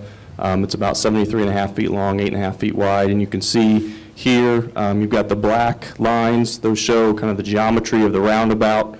The blue line is the truck and how it maneuvers through. You can see that it does use the truck apron just like the video showed, so large trucks would be able to navigate through. Here's just another example of right turns. Again, you can see the black is the geometry, some of the pavement marking you can see, and just like a traditional intersection, there's a section of a painted area near the medians that the trucks can oversteer into that allow them to maneuver through the radiuses. We talked about farm equipment, actually specifically some of the requests from the adjacent property owner of this. These were some of the specific vehicles he wanted us to check. We actually designed this in our auto turn program that allows to show what these farm vehicles would be able to do. This is a tractor, 22.5 feet long, 12 feet wide, with a DB90 planter. That's a 36-row planter. The transport width is actually 15 feet, and it's about 55 feet long, so the combination of those two. You can see again, the black lines is the geometry, the blue line is how that tractor and planter tracks through on a left-hand turn. You can see that he can oversteer. The back of the planter actually goes across the truck apron just like it's designed, and they'll be able to make that through. We'll go back just to show the right-hand turns and the through movement, same thing. There is enough physical pavement out there to show that it can make it. Also, the adjacent property owner wants to look at a combine, typically with a corn row, an 8-row corn head on it. Sometimes farmers in rural areas don't like to disconnect their equipment and like to roll down the road with it, and that's fine. What we're showing here is the combine with an 8-row corn head on it can easily fit through the geometry of the roundabout. There's actually enough room between the signs and any of the lighting that would provide approximately about 30 feet of width for any farm implement to make it through. We just wanted to show a quick comparison of some of the other intersections along Olympian Drive and the actual footprint of the roundabout, so you can kind of see the differences between the two. This is at Market Street, and looking at this one, you see that the geometry of our roundabout at Olympian Lincoln superimposed on top of the aerial. You can see the footprint is actually pretty similar. The next one will show the overall footprint of the intersection, but if you look at right-of-way needs because of the turn lanes that would be necessary at the intersection, you can see that we're actually would require less right-of-way at this specific location. Here you can see a difference in the footprint. This is based off of the existing turn lanes that are out there. The blue shows the footprint where the turn lanes start to develop on the north, on the west, and on the south side. The green is essentially the footprint of what the roundabout would be. You don't need nearly as long to develop. You don't have any turn lanes as everything is a single lane movement. The yellow areas along the inside is actually additional pavement you would need at the actual intersection for the roundabout, but the red areas are the locations where you wouldn't need pavement that the traditional intersection needs, especially the large circle in the middle that could be landscaped. So you're looking at about 1,100 square yards, less pavement area. There's no signal at this, so if you look at just a straight cost of pavement and right-of-way, it would actually be about $100,000 less at this location. We also looked at Prospect. Again, we just superimposed our geometry right on top of that intersection, and you can see that it's pretty close. There is some additional needed pavement on the outsides, but again, there would be a little bit less right-of-way. And again, the same thing with the footprint. It's a less of a footprint for the roundabout than a traditional intersection because of the length you need to develop the turn lanes. Again, yellow is additional pavement needed for the roundabout. Red is additional pavement that would be unnecessary for the roundabout. So you got about 600 square yards less pavement, and because this is a traffic signal, you don't have those costs for the roundabout, so it'd be about $200,000 less.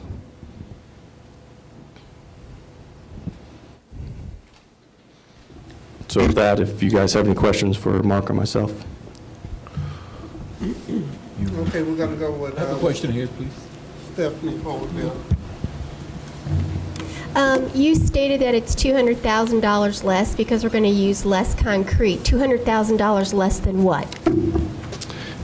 What we did is we took a look at just simply the less right-of-way that would be required and the less amount of pavement that would be required for this roundabout, along with the less amount of traffic signals. If you were to build the same thing, it would be $200,000 less to build that at that location. So if we didn't have a roundabout there, well, let's put it this way.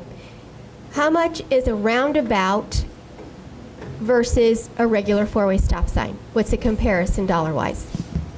That's why I looked at both the Prospect Avenue, which is signalized, and Market Street, which is unsignalized. There's just stop sign control.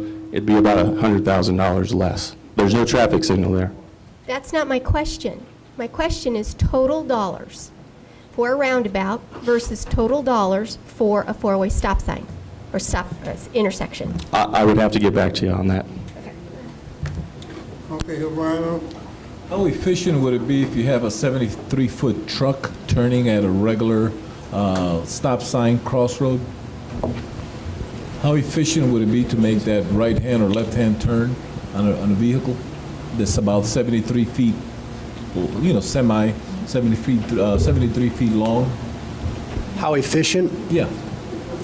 It seems like the roundabout would be a lot more easier to take that truck and turn it around because of that smaller inner red circle that you were indicating. But if it was just a cross section where you have two stop signs or stop lights, how feasible would it be for a 75-foot truck to either turn right or turn left? You're asking how feasible would it be for the truck to turn at a signal? Or, yeah? At that particular... Well, in either case, they would be designed to accommodate the large truck. So, you know, I mean, they're both designed to accommodate that truck. The intersections that you see in the aerial underneath, those have all been designed, all of these have been designed for the same design vehicle. So you can see that the footprint is about the same. So even if you didn't have a roundabout, the actual footprint of the intersection would still need to be that wide to allow the trucks to be able to make the left-hand turns or to make the right-hand turns without encroaching on other traffic. Okay, Al? Yeah, thank you. I have a couple of questions. One, we're not talking about Market Street or Prospect. We're talking about Olympia Drive at Lincoln Avenue. For the next 2 to 3 years, there's only going to be one lane going in there. That would be over the bridge and to this so-called roundabout. So whatever traffic comes over there is going to make a left turn, keep going, and then go back over the bridge. There's no connection at this point in the next 2 years to Lincoln Avenue, to that roundabout. Yeah, I noticed that in the picture you had pedestrians. I don't know if there are going to be 2 people walking out there in the next 2 to 3 years, so I don't understand why, you know, pedestrians really aren't a problem at this location. Also, traffic patterns. Most of the roundabouts that you showed us, and I'm familiar with the Quanamawalk and those roundabouts, I spent time in England, and I've seen those roundabouts. Those are made for heavy trafficked areas. I lived in Washington, D.C. for 11 years, and they have roundabouts. And I remember on one of those roundabouts near Virginia Avenue, I got stuck for about 15 minutes trying to get out of that roundabout. I tell you, I was stuck on the inside. I couldn't get out. It was pretty unbelievable. But there's heavy traffic in those areas. The area we're talking about now is going to be, I mean, it's going to be, you're not going to see a car going by there for perhaps an hour or 2. So I'm wondering why, at this point, with no extension going east, with no road of any type really other than a chip road going north, and with Lincoln Avenue not being attached to this roundabout for maybe 2 to 3 years, I'm wondering why we need to have a roundabout at all at this point. I mean, I think it's absolutely premature to put a roundabout that it dead ends at the roundabout. When we do intersection designs for IDOT or for local agency projects, we're required to do a long-term planning horizon for that. So we're not just looking for the next few years, we're actually looking 10, 20 years down the road. So it's beyond, even though the next couple of years before Lincoln Avenue will get extended, it's beyond that time frame. It's long-term with some of the information that CUOTS has provided for us on traffic. Okay, Stan? Couple of comments or questions. The first one is, knowing where this area is and living out in a rural area, and I heard you talk about snow removal, I can't imagine our county staff keeping up with the winds and the snow blowing, because there are times I know that they've declared roads closed through the time. So that would be one of my major concerns. The other concern is that when this board looked at the plans that were presented to us, I never saw a roundabout. It was never discussed, to my knowledge. We had a road and a bridge and some other things. So it seems like to me that as this is progressing, that there is possibly a minority of stakeholders that are calling the shots for all of us that are making the decisions, and I don't think that should be done. One thing, this will not be a county road when it's built. Neither Olympian Drive nor Lincoln Avenue when it's extended up to Olympian Drive. They will both be, I'm just saying, he's asking me how the county trucks are going to plow it. The other thing is, you can't get into an intersection design study until you've picked the alignments of the roadways. And until we got to the point where Olympian Drive and Lincoln Avenue, we knew where they were going to intersect, and they actually did the ADT or the traffic projections and those types of things, you can't get into an intersection design study. An intersection design study actually has to be a specific design that is done at a specific intersection after you've chosen your routes. So we couldn't have done the intersection design study before we figured out where this road was going to go and how it was going to intersect. So what you saw when we were looking at the different alignments were basically lines on a sheet of paper. No, we didn't draw a circle at where Lincoln Avenue and Olympian Drive intersected, but we hadn't gotten to that point yet. I guess the question I have is not, I'm sorry, My question is, what role does the county board have in addressing the question of whether or not a roundabout is built? What is our function with regard to this? We're partners in this project for the Olympian Drive project. We have, as you know, state and federal money in the project, but there's no county money in the project. I have been tagged it to do the right-of-way acquisition negotiations with the Squire family. Mr. Gray is doing the right-of-way acquisition with the Heimberger family. And as a matter of fact, regardless of whether we build the Olympian Drive roundabout or whether we put in a standard intersection, the property that's needed from Jim Heimberger is somewhere under 1 acre, like 0.7 acres or somewhere in that neighborhood. So I guess it's good neighbor policy is kind of what we're talking about right here. We're in this project with Champaign, Urbana, and the county. Do we actually sign an intersection design study? Do I sign anything? No, it's not going to be our road. So I think this is so that everybody is on the same page going forward with this project. I guess that was my question is, what action, if any, can the county board take with regard to roundabouts, straightaways, T intersections? Is there something we're going to be asked to vote on? No, I don't believe there's anything that I am going to ask you to vote on. The question came up at the caucus before the last committee of the whole meeting, was brought to my attention during the committee of the whole meeting about the roundabout. So I felt it prudent to try to answer the questions that were proposed to me, because I'm not a roundabout expert. There were a lot of questions at the last meeting. I felt like I needed to get you guys the answers to those questions, and that's why these gentlemen are here tonight. Thank you. Okay, Jeff Kibler. My question's just been answered. Thank you. Okay, Benson. I'm going to ask Tom's question maybe a little more directly. If this board was asked to vote and we voted no on a roundabout, do we have any say in that? Does that carry any weight? Does that stop the project? Does that change it to an intersection, or does it just simply say, we don't want it, but it doesn't really matter? It's a question that's, I guess you got to go through. I mean, it's just like anything else. When we're talking about fringe road projects, you know how many times we've been down this road with different projects. It may change the scope or the direction that it goes, but I don't know if it's necessarily going to change the overall look of the project. Obviously, the engineers within the cities of Urbana, Champaign, and myself work together on projects like this. We work well together. We hope that the elected bodies will obviously work well together, and this is a project where everybody's coming together to try to do something for the good of the entire community.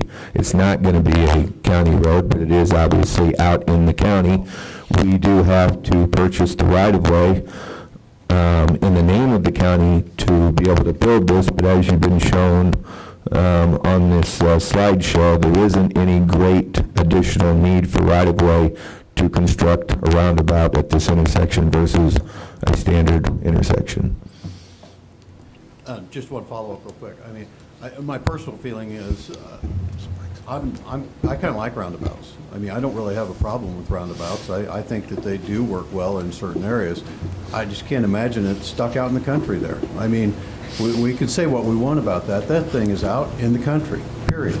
And it's going to be in the country for many, many years to come. So, and no one has sold me yet on these traffic projections that have been thrown out there, but I'm a pessimist. I guess I'll believe it when I see it.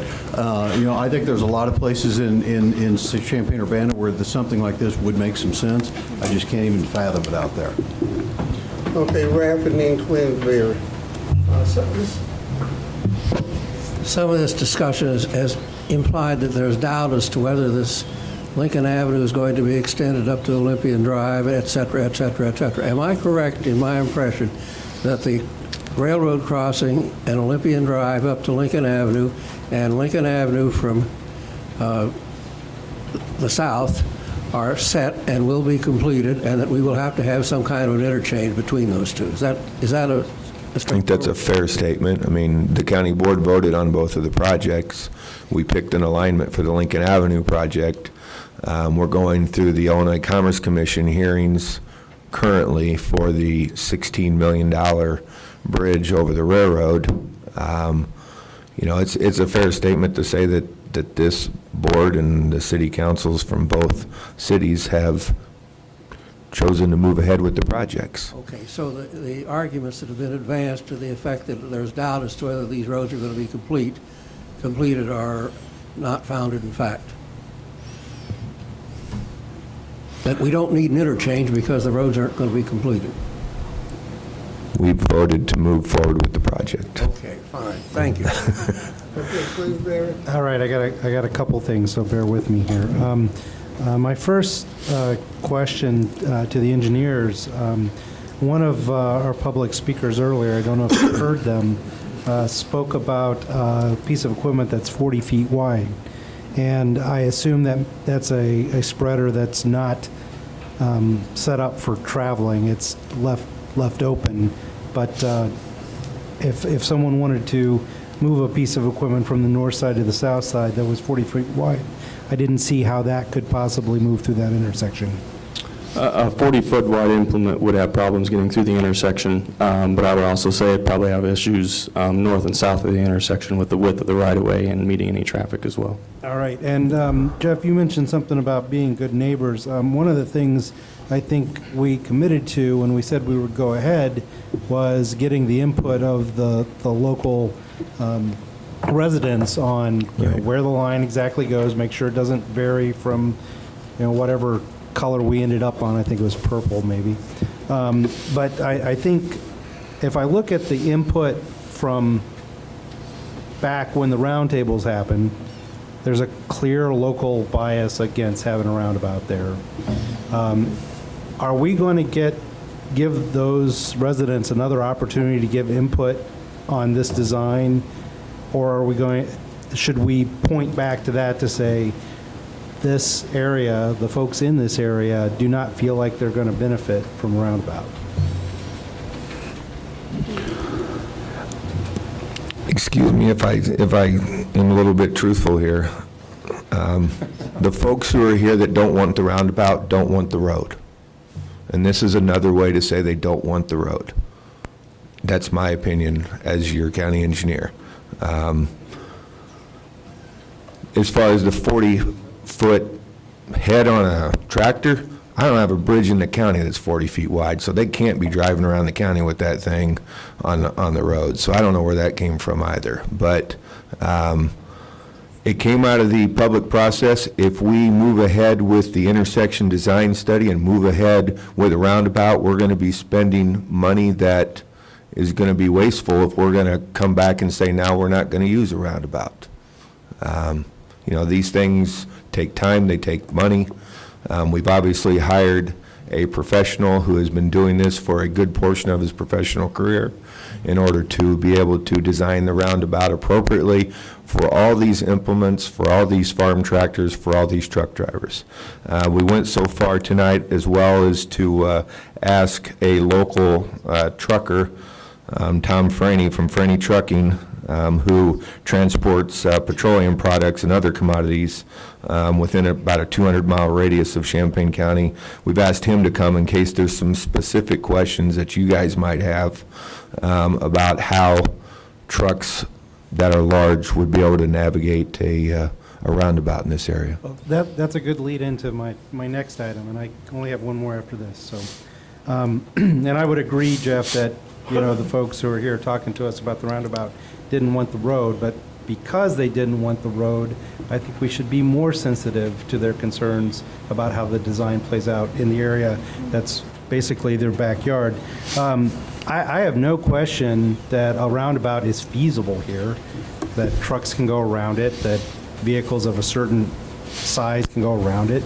It's not the feasibility of whether we can put a roundabout there, it's whether it makes sense or not. I still don't, I have not been persuaded yet, even if we're looking 20 years out, that that a roundabout in this location makes sense. In the rural areas that I'm familiar with, in a situation like this where you have a main road that basically has a right angle to another main road and a lesser used road, it's preferred to have a wide curve with an intersection for the lesser used road. That's how you discourage people from using the lesser used road, the Tar and Chip North Lincoln Road. Why isn't that in the options of plans that we're looking at, so that, you know, trucks can go around that curve, north and south, and they're not encouraged at any point of saying, oh, I could go on north here, because everybody agrees we don't want them doing that, right? Right. So why isn't a wide sweeping curve with a stop sign for North Lincoln in the options that are considered? I don't see how that is better. I don't know that the arguments that I've heard here tonight tend to tell me that a roundabout, what good argument do we have here that we don't want a roundabout? It takes up less land, it costs less money, there won't be a need for signals there, it has less pavement, less right-of-way, less cost. I'm not sure where the arguments for having a traditional intersection versus a roundabout are that have merit. Well, these gentlemen are standing here giving you the merit of a roundabout, and I've heard the public presentation from the public before this, but I'm not sure where the arguments that a roundabout isn't necessary here really trump over a roundabout. Well, I appreciate your feeling that way. I feel a different way, so. Right. Okay, Stan? Well, I guess, Jeff, I would just say my argument would be, as we heard earlier, there was bigger roundabouts that didn't do what they were supposed to do. Just because we're given an opinion doesn't mean it's the gospel. Right. So common sense, in my book, from out in the rural area, kicks in, and no difference to you gentlemen. You did a good job, and I respect your work. But we got to look at the folks that are going to have to live around it, use it. Personally, I wasn't for the road either, so count me in that block. But as far as a roundabout, me, if I was coming late at night and I didn't see it, I'm going to go right through the center of that thing and tear up my tires. Yeah. So that's my point on that. Okay, Aaron?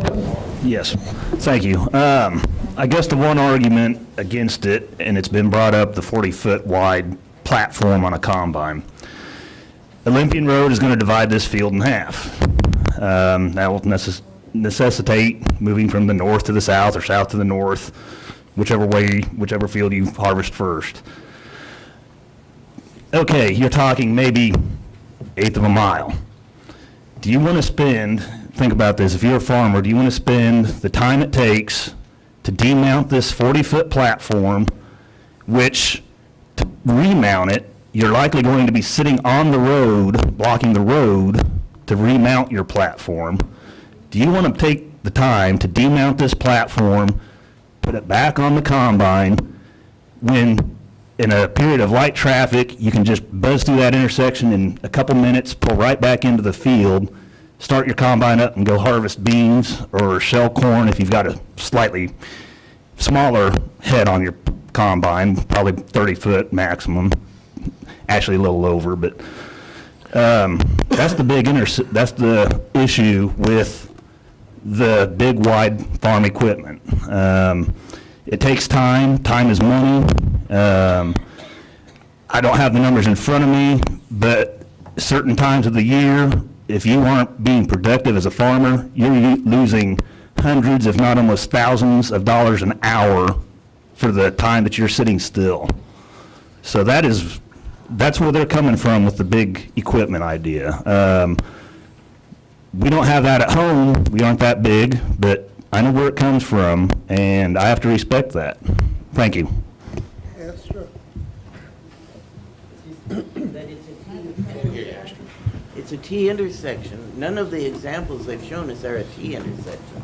And it just seems to me that it doesn't, especially where you have farm equipment, that we don't need it for a T intersection. Okay, Chris? I guess to answer your question, Jeff, I would say that the reason that we don't need a roundabout is that I could point to, the reason it seems like we don't need a roundabout here is that we could point to hundreds of similar intersections in Champaign County which don't have a roundabout at them and which have more advantages, which would offer more advantages to a roundabout than this intersection would, such as actually having 4 road connections. I mean, I'm trying not to lose sight of the fact that for the foreseeable future, and I think we're talking about, 15 or 20 years at a minimum, this is going to be an intersection of 2, it's essentially barely an intersection. I mean, it's 2 well-built and will presumably increasingly traveled rural highways, if we can use that term, and 1 unlikely to be substantially upgraded ever, oil and chip road to the north, and nothing to the east. And it's very difficult for me to understand how we can make a business case, as it were, for a roundabout at an intersection where 99% of the traffic is either going to turn left or turn right, because there's only 2 real roads going there. And I guess I'm a little bit frustrated by the fact that I feel like if the engineers had been told to look at this project and build what makes sense, we'd have a T intersection. But because they were told, look at this project and, oh yeah, by the way, the city council likes roundabouts, look, it's going to be a roundabout, right?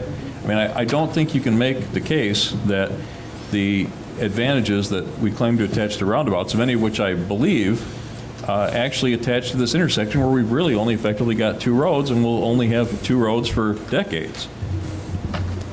Okay, John Jay, and then Maxwell. Thank you, Madam Chairman. I've got a lot of concern with this.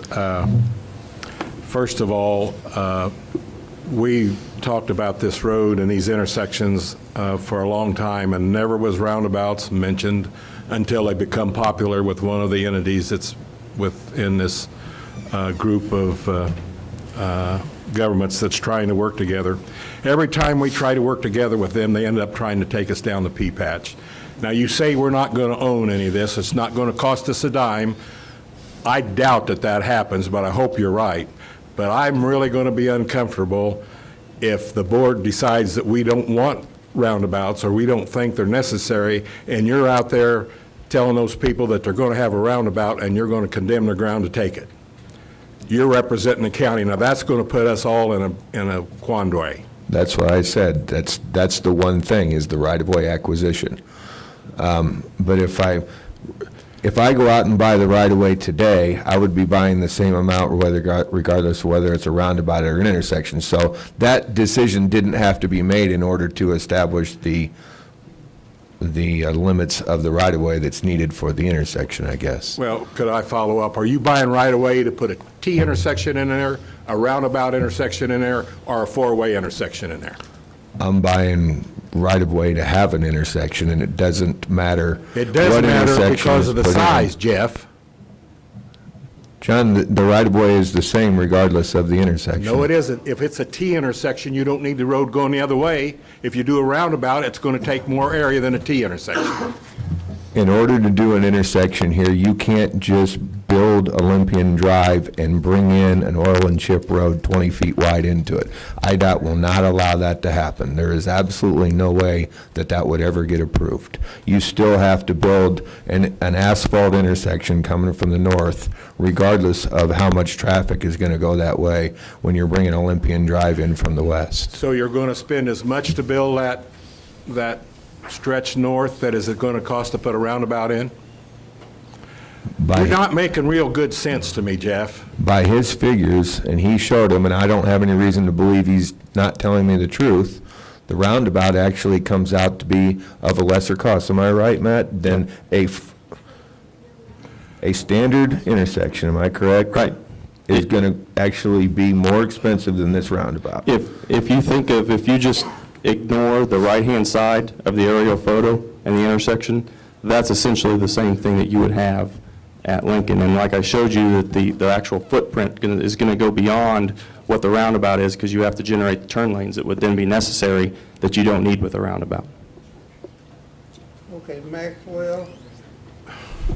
Thank you. I've got a couple questions of Jeff. You've kind of answered them, and this may be a little redundant, but again, the county has not obligated at this point to any money, No. none of our motor fuel tax money or anything like that is at risk?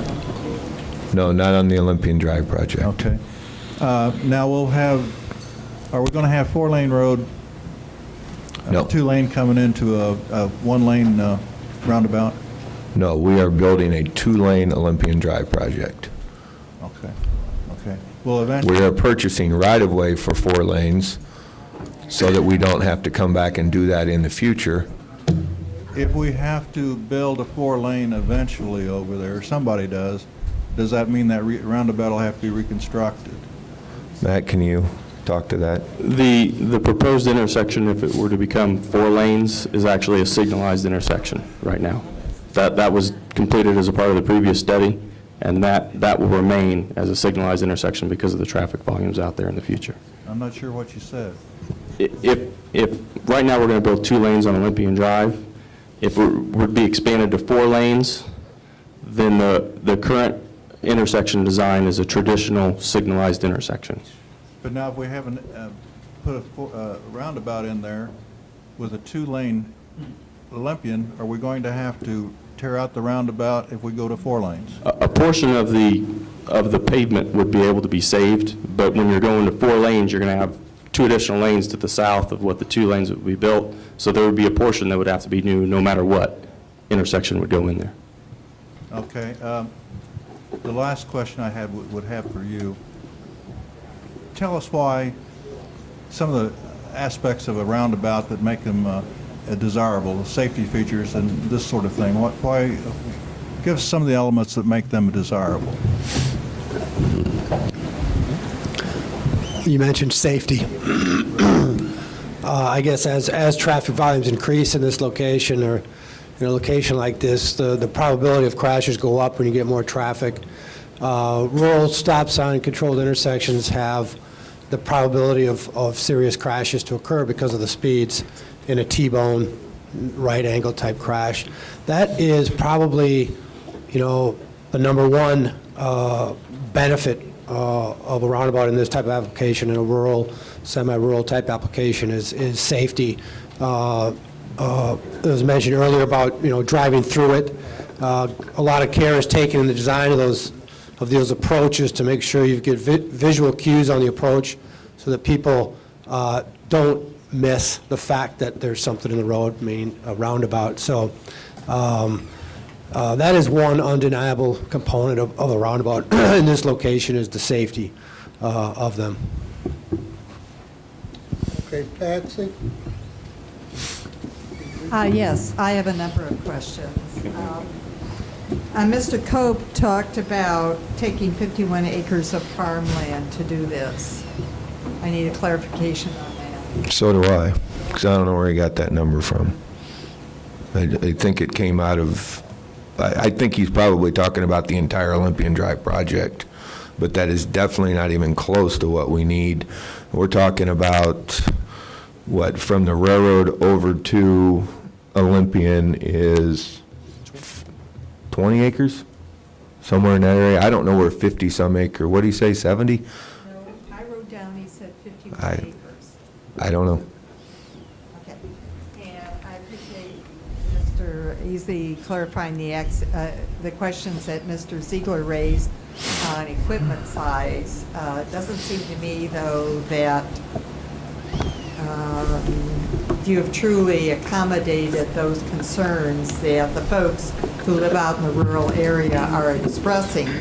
And Mr. McGinty isn't here this evening, but he did make these statements in public forum, and that he attended all the roundtables, and it was very clear that the people who live out there, who would be using that roads, et cetera, have absolutely no desire for a roundabout out there. And it seems very important for us, as I can't remember whether it was Mr. Quisenberry or Mr. Alex indicating that we really need to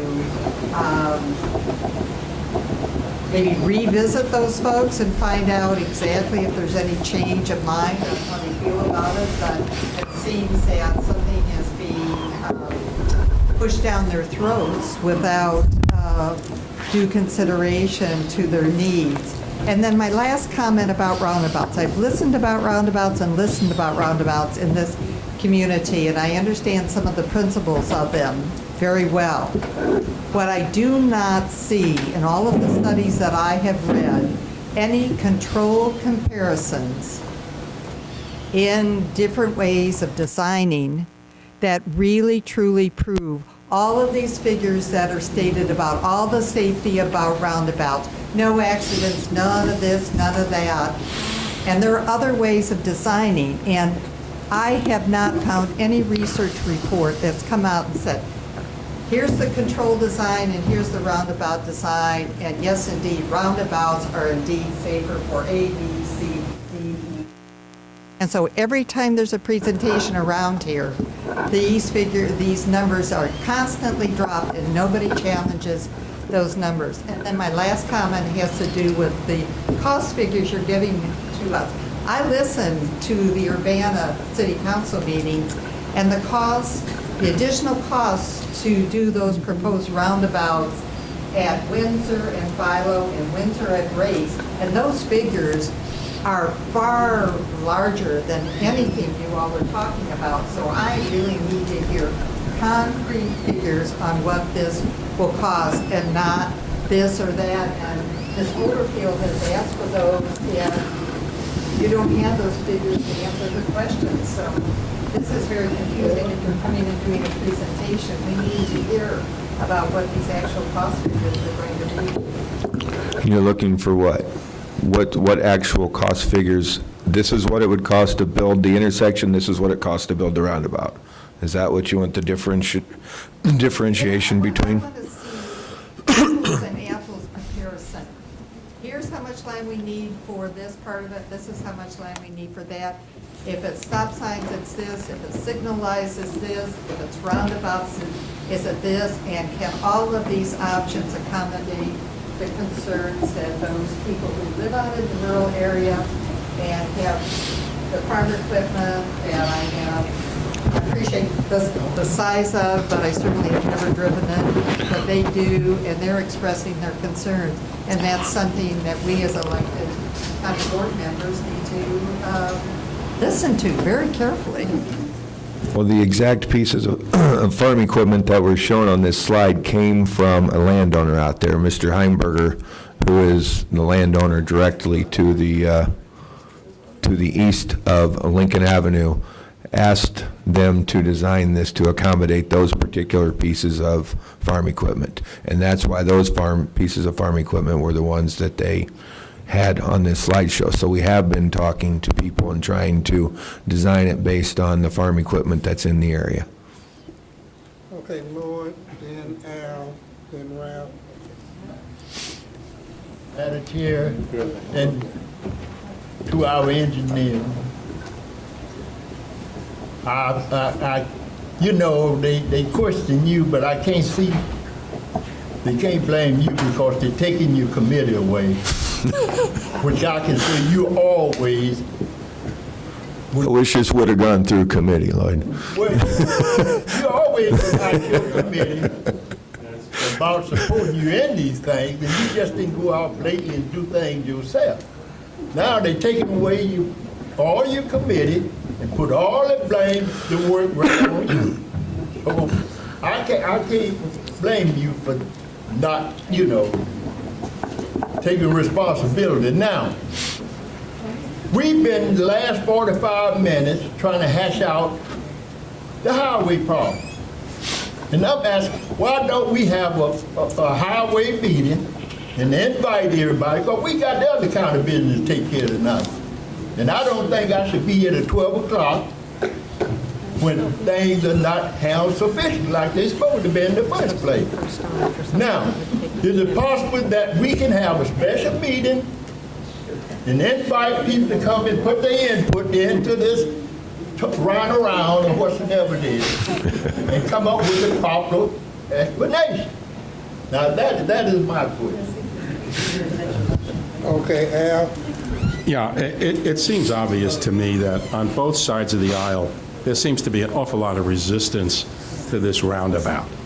Let's go bottom line here. I'd like to make a motion that we reject the concept of this roundabout at the corner of Olympia Drive and Lincoln Avenue. Point of order. I believe that's that's not on the agenda, it's not an action item. Thank you, Mr. Chair. Thank you, Mr. Chairman. Chairperson, can we have a straw poll? Okay. It's non-binding, yeah. It's not binding to have a straw poll. But it gives us an indication of where we're going with this, Chairperson. Yes, to have it. I would withdraw my motion if we have a straw poll. I would appreciate it if you answered the question. Okay, he So give me some kind of, he withdrew it. So now, Michael, and Ralph. Okay, I will try to make this quick since we've been talking about a roundabout for an hour. So we've been talking about a roundabout which you guys say we have no control over for the last hour, which is really fitting for this project, which has been a nightmare to figure out for years. Maybe this went over my head earlier, but if we have nothing to do with who's putting in this road, who does? Is IDOT going to be deciding who is not us is going to be deciding what kind of intersection this is going to be? Well, the city of Urbana is the lead agency on the project. So the city of Urbana is going to be deciding the intersection? But what I'm not going to do is walk out of these doors as your county engineer and, like Mr. J said, go represent something that you guys don't want. So I don't want to be put in that position. I want to know where you guys are coming from, what I need to be representing as your county engineer, as county board members. And I've stated my case that I believe that the roundabout has some good features. You guys have stated you don't believe it has good features. But I'm not the one that makes those decisions because I didn't get voted into office to sit out there. So I'm appointed by you guys. Well, first of all, Lord, you have been recognized. well, even you tell me we have a vote to stay here all night, a country discussion, you know. Okay, Ralph? I've been waiting not at all patiently for a long time to get the floor. I'd like to hark Now, back. if you're riding me stay all night, I have to stay here, but you Apparently, should. I don't have it I yet. should be recognized. I asked the question, nobody giving me an answer. Okay, I recognize you. Put it to a vote or something. Okay, Ralph. May I speak now? Yes. Thank you. First of all, these roads are now township roads. When this project goes through, they're going to be Urbana city streets. That's correct. The status has changed considerably. So we might keep that in mind. Now, the gentleman that is concerned about moving his farm machinery from the north side of Olympian Drive to the other side of Olympian Drive, that is a massive inconvenience for a farmer in harvest, and I sympathize with him. A farmer in harvest is a massive inconvenience to anybody else that's trying to use a township road, and I have sympathy with those people too. But what I would like to ask the gentleman is, how many times a year will he be making that transfer? What's the traffic count for that? Okay. But I get an answer from him. Where is he? No talking. A couple things. First of all, I really don't care what kind of intersection it is. It really doesn't matter to me. However, let me say a couple things. First, I do want to hear from the trucker who came in tonight, because it was actually, I'm the one who requested that, not directly. I just bring in a professional trucker who's been on roundabouts. I don't care if he's for or against it. I want to hear what he has to say, because we're not truckers. We're not professional truckers anyway. Right. You know, some of us have driven trucks. I've driven a school bus at times. I know what it's like to drive long vehicles. The other thing I want to say is that Ms. Petrie referred to some roundabouts that Urbana's trying to put in. That's a completely different story. They're trying to convert existing intersections into roundabouts. We're not doing that. Right. So what those costs are irrelevant to what these costs are. I do want to hear our trucker, though. Thank you. Okay. After Quinn's available, then the trucker can come up.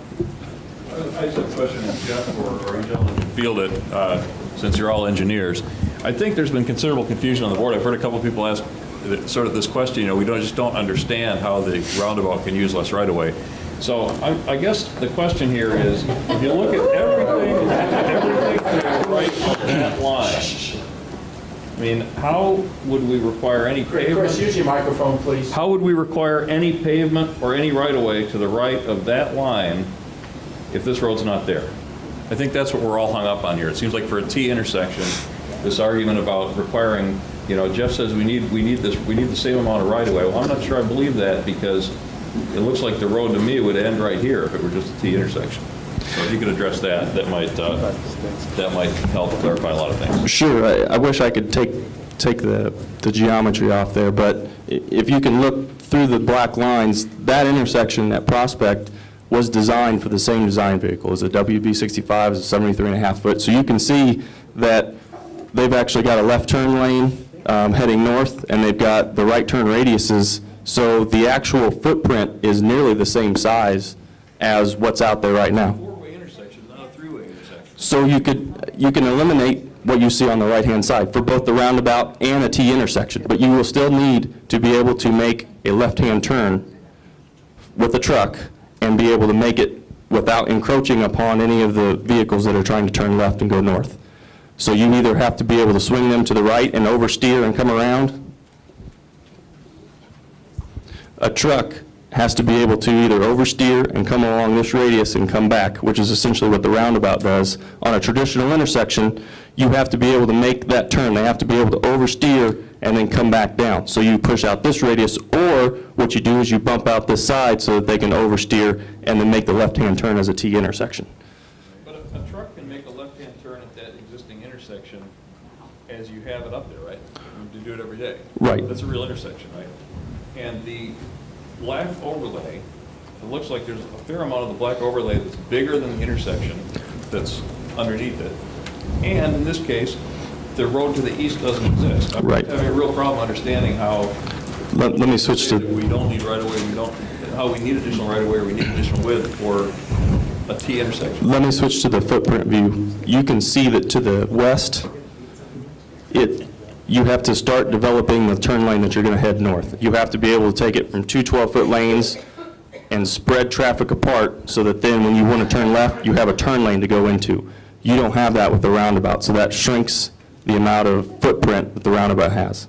Also, you do have additional pavement that's shown for the roundabout, but you can see on those approaches, you have less pavement needed because of the turn lane that isn't necessary. I guess I have to apologize. I don't see it in the context of this intersection. Okay. Before any more questions, we're going to call Tom Fraley. Tom, you want I didn't ask Tom to come prepared to make any speeches. I asked him to come to answer any questions that people might have, but I suppose, can you say a couple words, Tom? Tell me about your experiences using roundabouts.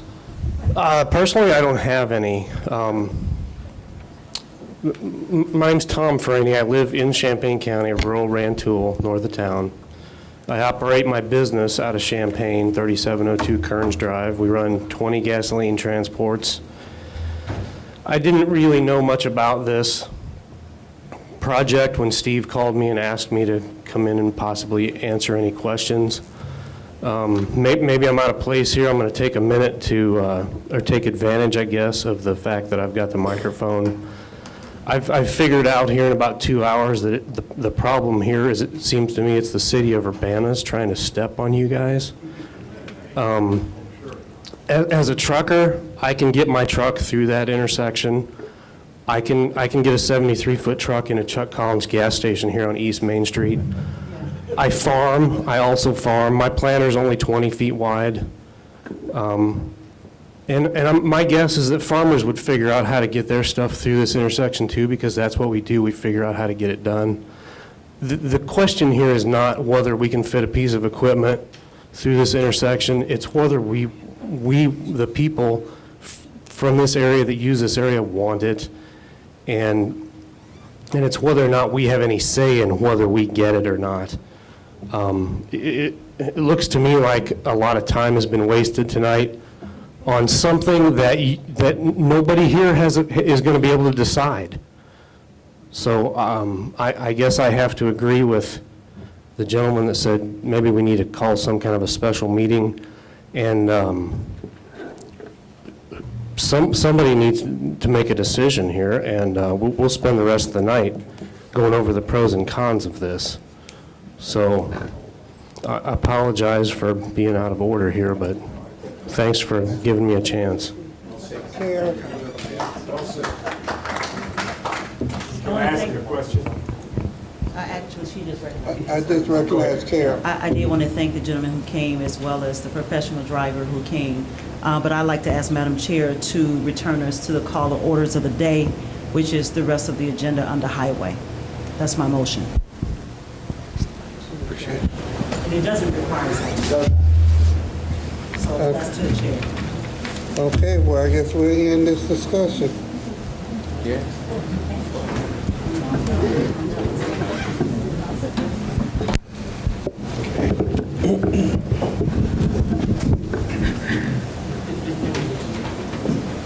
Do we vote on that, Madam Chair? No, nothing to vote on. Somebody write that down for me so I can... What was that? Yeah, I missed that one. Foozlin. Foozlin, Jeff. Let's get going.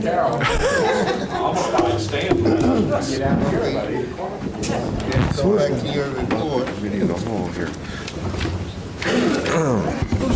All right, Foozland it is. We'll go back to number 1, which is now number 2. Resolution authorizing the county board chair to sign a joint agreement with IDOT for the Fisher to Foozland project. This agreement that I've talked about before, we are getting $625,000 in TARP money from IDOT. It shows a local agency cost of $1,550,000. This is basically an agreement that needs to be signed in order for us to receive the $625,000. I move approval. I so move. Second. Okay. Second and third. I come for any discussion. Seeing none, all in favor say aye. Aye. Anyone opposed? All right, moving on to the next agenda item, resolution establishing a Class 2 truck route on County Highways 8 and 30 in order to receive the TARP funds in the amount of $625,000. The routes that we're going to use it on have to be declared Class 2 designated truck routes, which honestly means absolutely nothing anymore because every road in the state is 80,000 pounds. So this is just a formality. Move approval. Second. It's been moved in second. Open for discussion. Seeing none, all in favor say aye. Aye. Anyone opposed? All right, last one is a resolution appropriating $35,000 from the county bridge fund. We have a culvert up north of Royal. Before you get to Penfield, the wing walls, one of them has fallen off, the other one is severely tilted. This is $35,000 to bid a project to replace those wing walls. Move approval. Okay, it's been moved in second. Open for discussion. Carol? Just one question, Mr. Blue, when was the last time this road was done, the culvert was done for this? It's 50 years old. 50 years old. Yes, ma'am. And we're not replacing the culvert, only the wing walls. The culvert is still in good shape. Okay, any more discussion? All in favor say aye. Aye. Anyone opposed? So, yeah. Nope. We need to, Seeing no other business, Item be designated for the, designate the items on the okay. consent agenda. B1, 2, and 3. Okay, that's it for the highway. all right. All right, thank you. Thank you. Next up is finance with Mr. Rosales.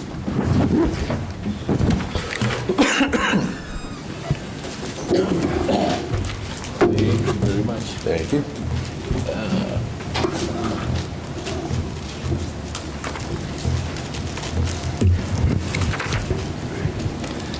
Finance, budget amendment and transfer, 1 and 2. Budget amendment 120013, which is a budget amendment of $500,000, which is basically a budget transfer. Move approval. Second. Any questions? Jan? I guess I was wondering if 1 and 2 fit together, or do we have to vote on them separately, since they involve... Oh, is that what you asked for? Oh, I'm sorry. Okay. Any other questions? Jan? But I do have a comment.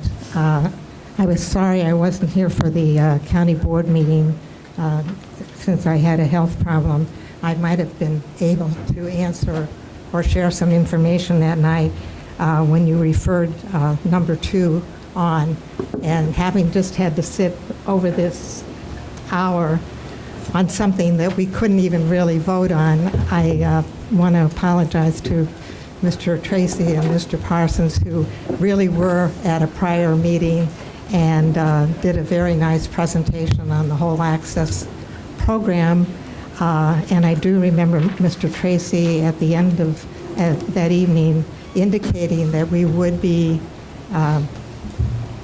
requesting this transfer. He gave the reasons why, which was, as I remember, the monies are there, but mental health board staff cannot provide direct services, so these were grants so that people are trained in the access program to do some of those services could be paid. And I just am sorry they've had to sit. They looked like they were going to be first on the items that we were going to deal with, but they're still here very patiently. But I do want to make a couple of other comments. I did not hear the discussion that night, but I understand that there were a number of questions raised about the number of youth being served, and they needed answers. And I think we heard that at that presentation, but I just want to, we do have some new board members. I've been serving on the mental health board for 11 years now as the liaison from the county as a voting member, and it is quite complicated, and even though you read all the stuff, it can be difficult sometimes to remember it all. But I just want to remind the board that when we accepted the SAMHSA grant, the whole grant is about that thick. I've read the summary and summarized the complete grant, but it's very well spelled out what the mission of that grant is and how we have to carry that out. And it isn't just money coming to give to agencies to provide services. The main reason is to set up a system of care for youth that are, in difficulties with the wraparound programs, not just, so when we talk about the 72 youth, that's one youth, and I think the day that I found out that we had referred it on, I was looking at the newspaper, and it had a long article written by Tim Mitchell, and it was about the teen in Ivesdale who shot his mother, and then now is asking that he live with his sister and her husband and not have to live with his mother. And I'm not sure if he's been accepted, but it looked like he might be going into the access program. Well, he would, if so, he would be listed as one youth, but it would involve working with not only the mother, the siblings, the schools, other services that might be needed. So when you look at that number for one youth, it could be working with family members and others of maybe anywhere from 6 to 15 or 20 people. So I think we have to remember that.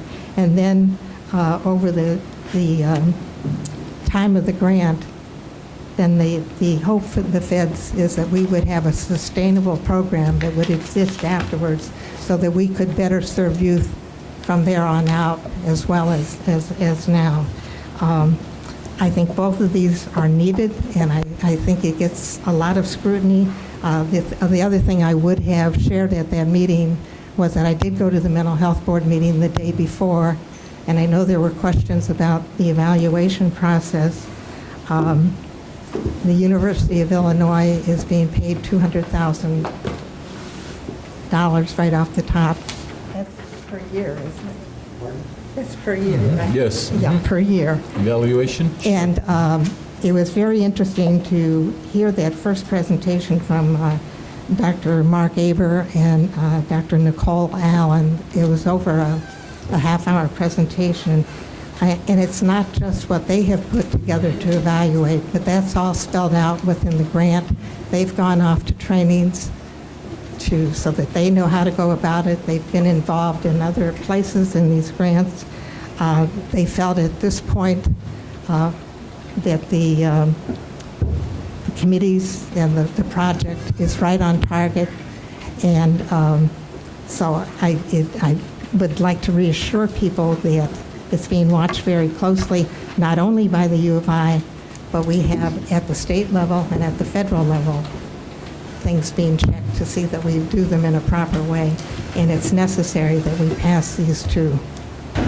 And if there are questions, Peter Tracy and Tracy Parsons are both here if they have other comments. Thank you, Jan. Ms. Michaels? I just have a couple questions. One is that we show an expenditure, but I don't show a revenue item on this page. This is grant money, but is it money we've already received or money we are getting, and that's why I don't see an offset in revenue? Peter Tracy, please.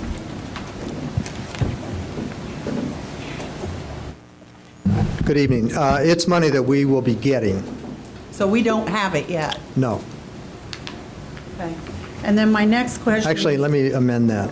We have some of it, but we didn't have permission to spend it from the state and the feds. And so, yes, some of it is here, but we weren't able to use it. For this purpose that we're Right, requesting? for any purpose. How much of this do you have, approximately? This is a guess. I would say probably 200,000. Okay. My next question is that it looks to me like these monies are being requested to implement program components to construct a system for the seriously emotional disturbed. So it looks like that you're wanting to use these monies for a startup program?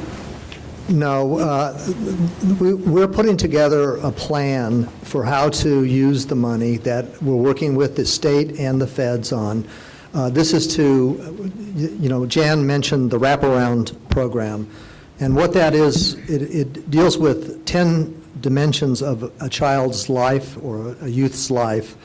And when we say we're constructing it, we're trying to build partnerships, build services, and when I say dimensions, we're talking about treatment as well as recreation, family, and a variety of things, pretty much everything in the child's life.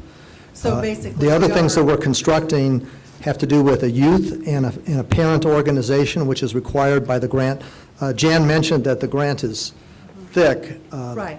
This is the grant here, and it is thick, and it isn't just about the numbers of kids served. It does require us to do a whole bunch of other things related to, as I said, the family, the youth, cultural competence.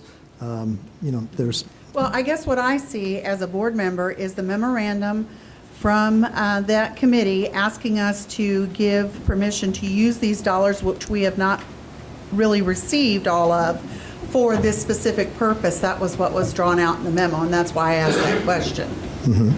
Okay, so to me, it's constructing and implementing a new program. And then it said the dollars will be used to enhance treatment intervention, which is great, but is that with other agencies or just within the program itself? It would be with other agencies, with a variety of agencies in the community.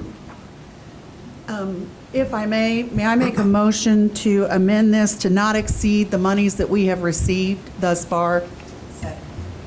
All right, I do have a motion and a second from Carol. Deb has a question. The only monies deposited into this fund are monies from this grant, and so they can't spend money that isn't there.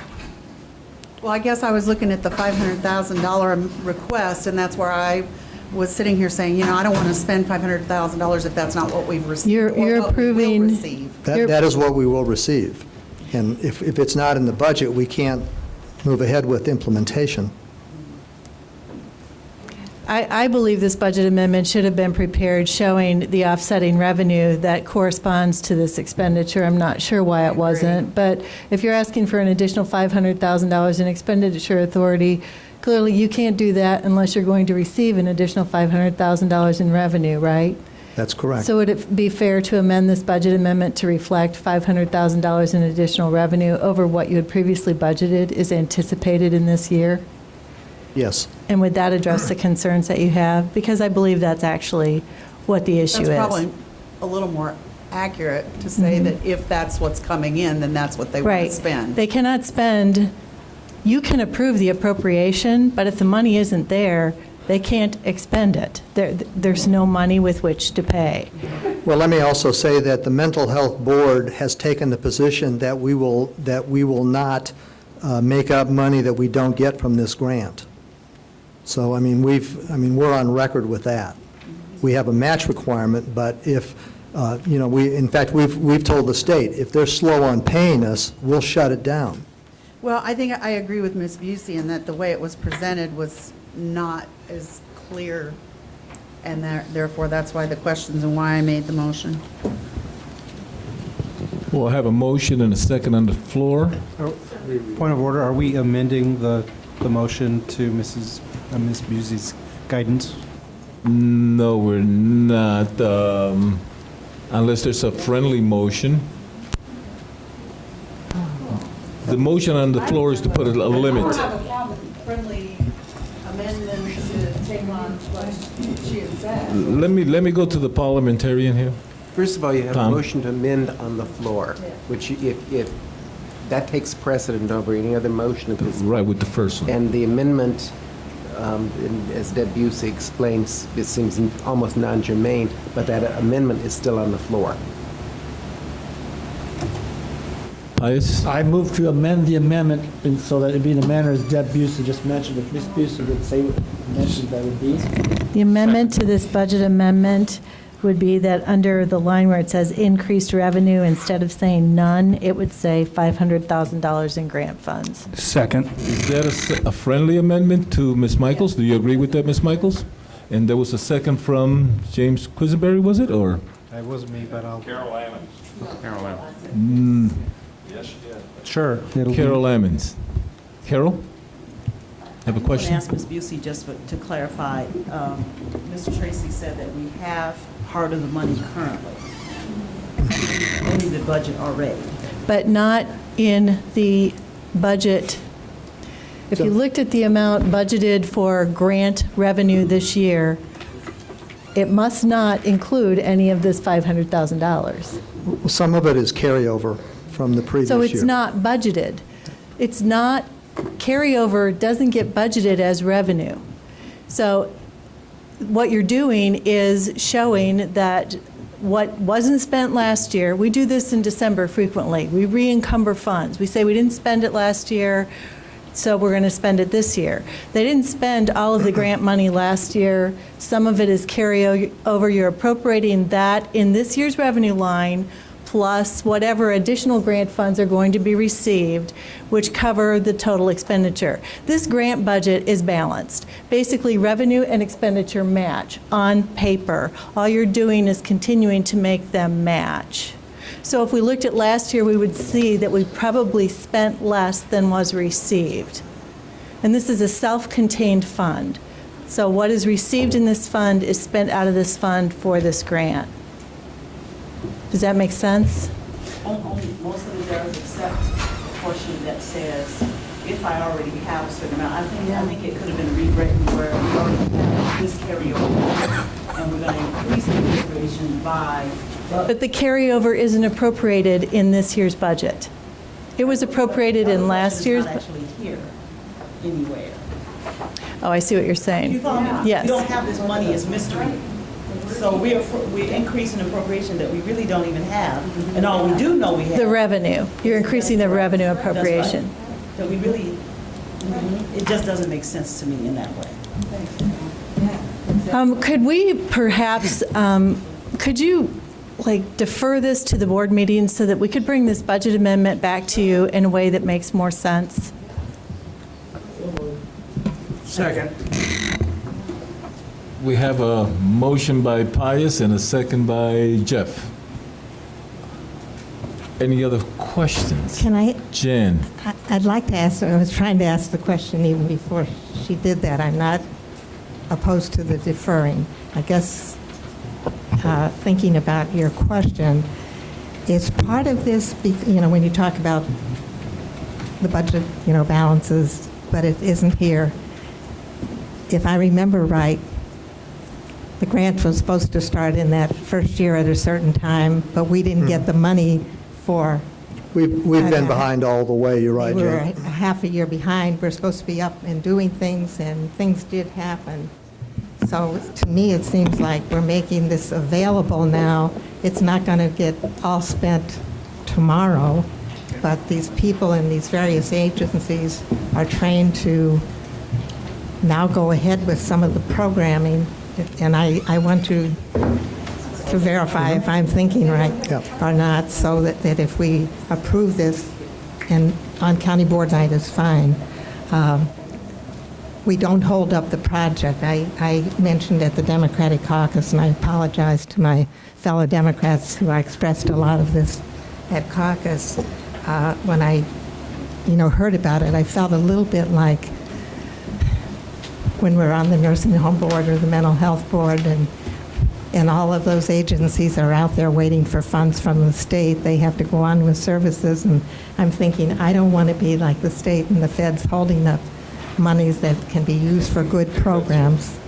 And we're not going to spend it if we don't have it, but I hope that we can be prepared to do that when the money comes, and hopefully it will come. Thank you, Jen. Ms. Petrie, and then Mr. Keebler. Well, I may be a little bit out of line since it's a deferred motion, but I am a little bit concerned based on what Mr. Tracy said to me, that the decision concerning the specifics of the spending plan are being developed by agencies. So we're being asked to approve an amendment, budgetary amendment, on money that isn't here yet, but should be coming for something that isn't developed yet. So I need more robustness to this situation. Mr. Keebler? 2 points. Mr. Tracy, first and foremost, if we wait till next Thursday, will that negatively impact you in any way, shape, or form? It can't Next. be approved until then anyway. Yeah, okay, so then number two, I move to call the question, to call the question, I'm sorry. I would like to call the question on tabling this until full board. Second. Are there any further questions? Discussion? Second.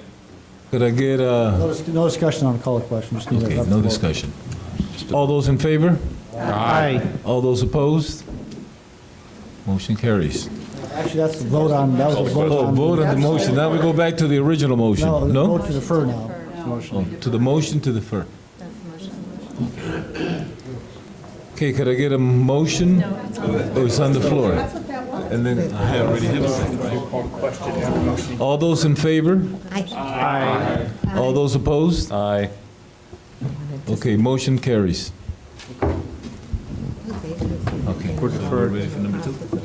Okay, great.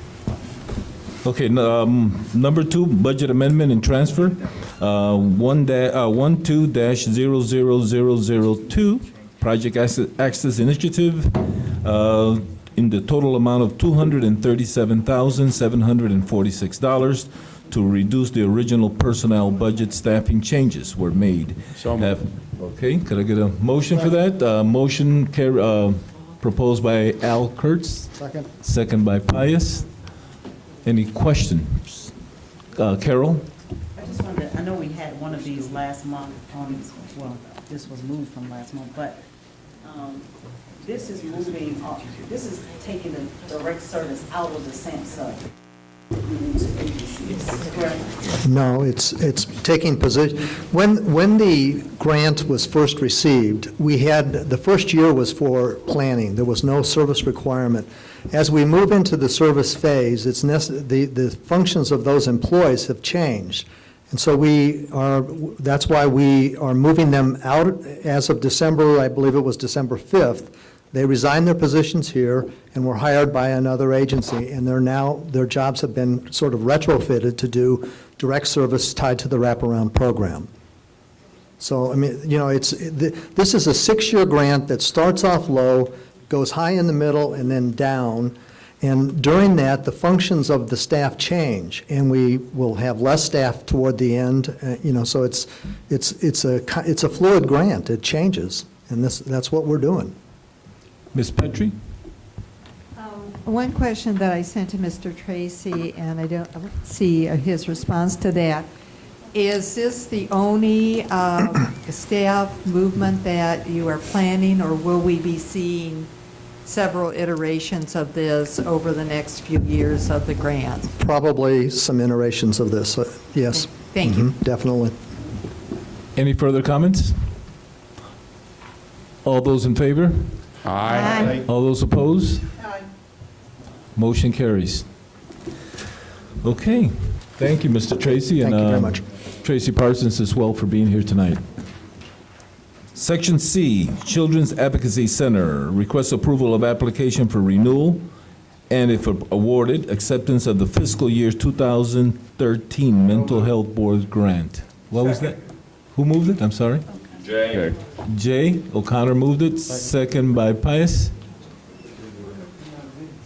Second by Lorraine Coward. I was looking down. Okay, any comments, any questions?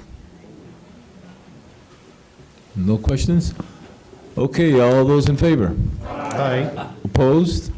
Motion carries. Part C, Facilities Director. Mr. Reinhardt? Mr. Reinhardt is not here, but there's a memo in your packet. This is a request for a waiver of the hiring freeze so that he can fill a recently vacated maintenance worker position without waiting 3 months to fill it. I make a motion. Section. Okay, I have a motion by Stan James, second by Ralph Langheim. All those, any questions? Carol? I just wanted to ask Ms. Busey if the position has already been posted, or this is to allow the posting to take place and move forward? This is allow the posting to take place. However, I will tell you that the employee who left was hired in the last 2 months, and under the county's policies, we are able to go back to the group of applicants that we had in that time frame. So I'm not sure, in the interest of getting this filled as quickly as possible, that we will actually be posting again, because it's not required. I would encourage us to post for at least one reason to encourage posting is to provide opportunity for others to apply for the position, since it's a maintenance and entry-level position for the county that allows for some diversity in these departments, and to do it internally would restrict that process. Patsy Petrie, Keebler, and then Stan. My question is a budget one. Will there be any salary ramification changes? No. Okay, thank you.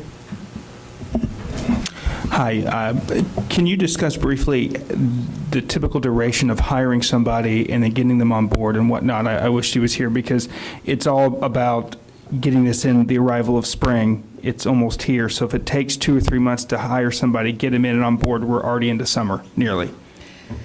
Well, that's one of the reasons that, because this was a position that was just recently filled and the individual has left, that we were going to follow the requirements of the labor contracts and the county's personnel policy, which would allow us to use the pool of applicants that we had when we hired this individual in less than the past 2 months. Posting, and although we would have to internally post, so I respect Ms. Ammon's request that we could simultaneously post and advertise for this. We usually get a good, solid number of applicants for our positions in this economy, and typically, I guess we could hope to have someone hired within 4 weeks. And I'm sure you can't speak to the onboarding process, how long it takes them to get up to speed so that they can actually make any headway with It our? depends on the experience level of the individuals that we're able to hire. Okay. Stan and then Alexis. How many staff people does he have right now doing maintenance and stuff, Deb? I think maintenance positions, it's 11. 11. And custodial positions, if you combine part-time and full-time, it's about the same.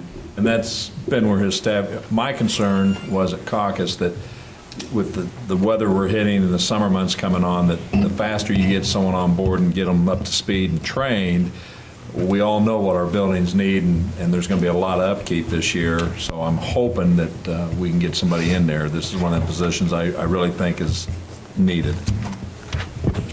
Christopher, Alexis? I wanted to clarify what you said, Deb.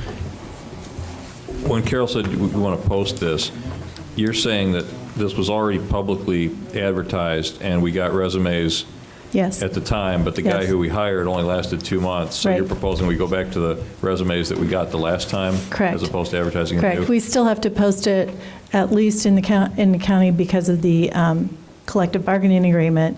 But yes, we were hoping to eliminate the time required for the outside posting and. Is there necessarily a difference in that time, or could we post for the same amount of time that we posted Yeah, I think we could try and do it for the same amount of time. Because I understand Carol's position. I I do mean, we too. want to make sure that we have the most qualified pool of applicants and potentially diverse pool of applicants we can get. But if we already advertised this position and got resumes from the general public a couple of months ago, I don't have a problem with going back to those original applicants. I would have a problem with promoting from within rather than, assuming we're going to promote from within rather than advertising it. I think we ought to look at the broad pool. We're required to post it Sure. internally, but we hired from the outside for this position in less than the last 2 months. I would expect we'll probably be doing the same thing again. So you're saying that we could post it internally and externally? And advertise it at the same time. Or very close to the same time frame to get as many new outside applicants Okay. as, yeah. Thank you, because I share the opinion. I mean, it's 70, with 75 degrees today, we want to make sure that we've got the refrigeration people that we need on board. Yeah. Mr. Kurtz, you had a question? No? Okay. Are there any further comments, questions? Okay, could I get a motion? You already Got a motion. And I got a second? Yep. Good. All those in favor? Aye. All those opposed? Motion carries. D, County Administrator. At your desk tonight are the reports. I'll just real quickly go over the General Corporate Fund Projection Report. This is basically the end of the first quarter of fiscal 2012. And there's just a couple things I would point out. First of all, if you look in the top third on the revenue side, you'll see in the far right column, there's one area that says we're going to have $617,000 more than budgeted. That's non-business licenses and permits. That is entirely attributable to the volume of real estate transactions that have occurred thus far this year. And I really don't imagine that's probably going to continue, but right now, based on a trend analysis over the last 10 years, if that trend did continue as it has started this year, we would see that much more revenue. I included it in the report only because all of that revenue doesn't belong to us. And on the next page, you see with expenditures, a corresponding, well, close to corresponding in purchase document stamps, that we would spend $500,000 more than budgeted in that line item. Well, that will only happen if this trend continues. So the real revenue increase there is only about $100,000 when you consider the offsetting expenditure that goes along with those revenue document stamps. The rest of the report is pretty, on the revenue side, we're doing pretty much as expected. Remember, about halfway down the sheet, that $535,000 deficit, that's because we got that money last year. And then on income tax, we're slowing down again on payments. We received 13 months of revenue on income tax in fiscal year 2011, and it doesn't seem to be coming in quite as steadily thus far in 2012. So that's anticipating, that's where that shortfall is, of about $250,000. So right now, if you look at it, it looks like our revenue would come in right at 100%. We'll see. It's early. On the expenditure side, again, we're underspending in personnel, as you can see in that top group of numbers.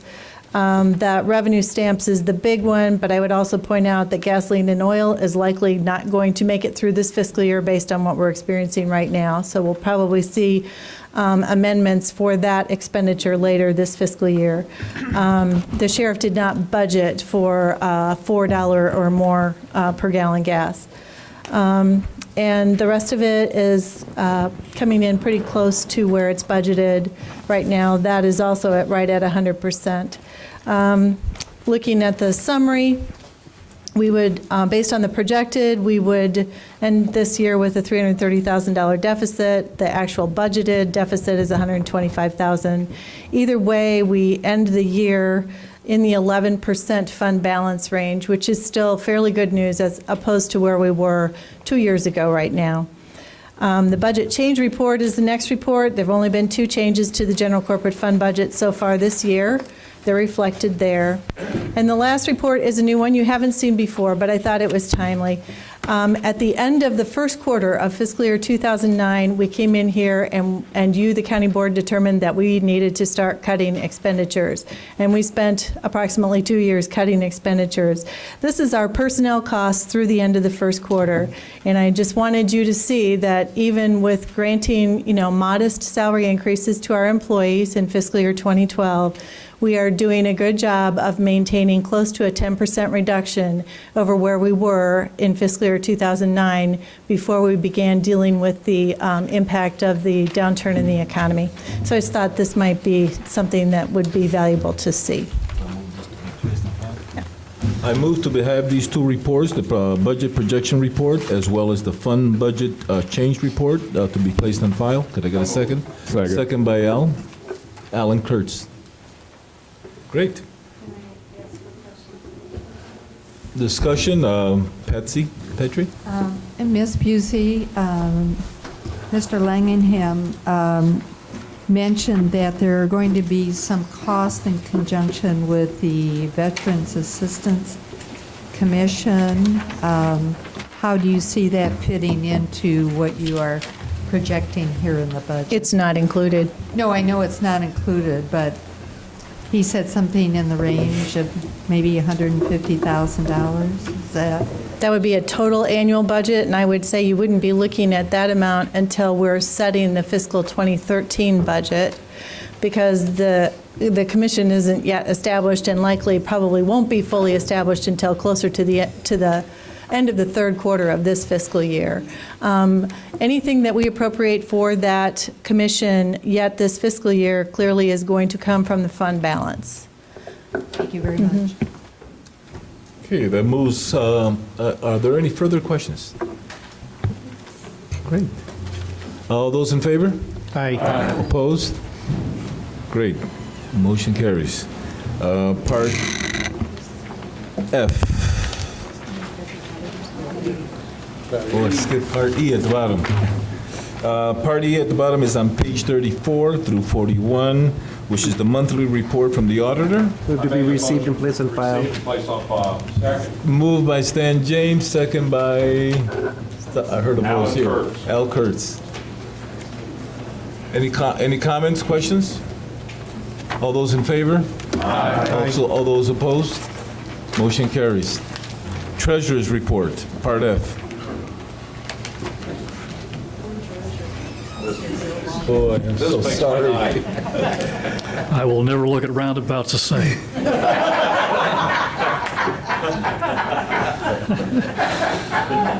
My monthly report, I'd like to have it accepted and placed on file, please. So moved. Second.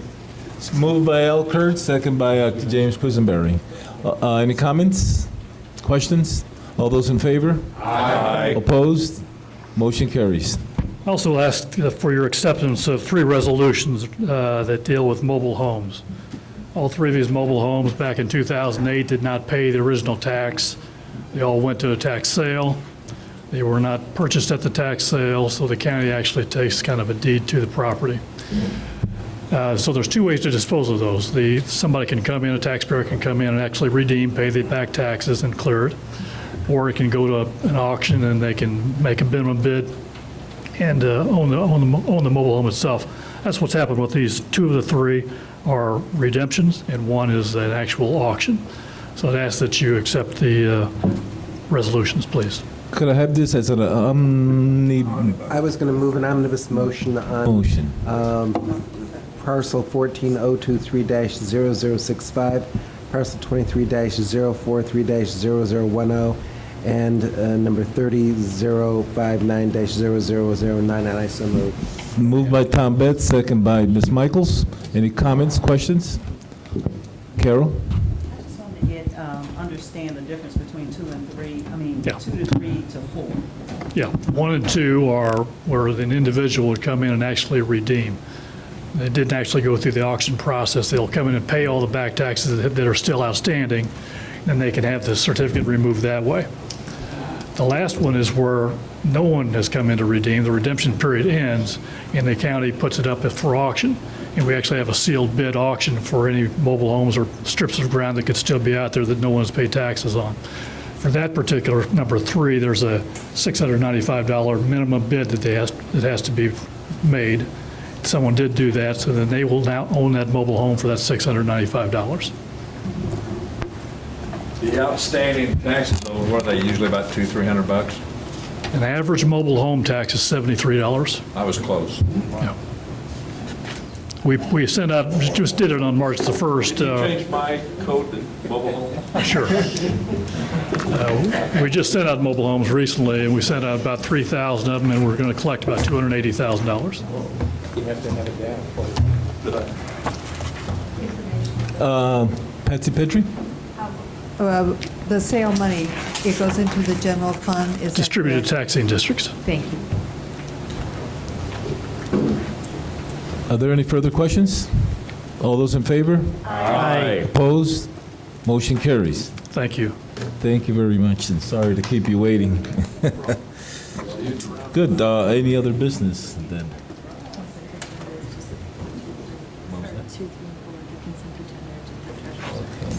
Okay, there's no chair's report, and then designation of items to be placed on the county board's consent agenda.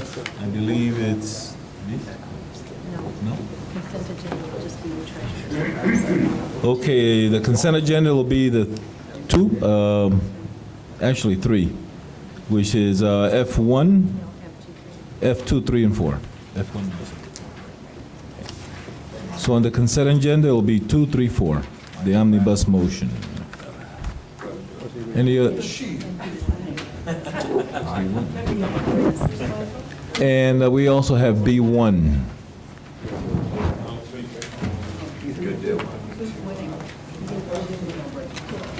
So B1, F2, F3, and F4.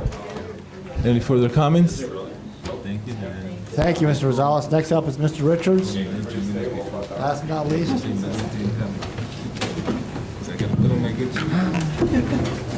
Thank you, Dad. Yours.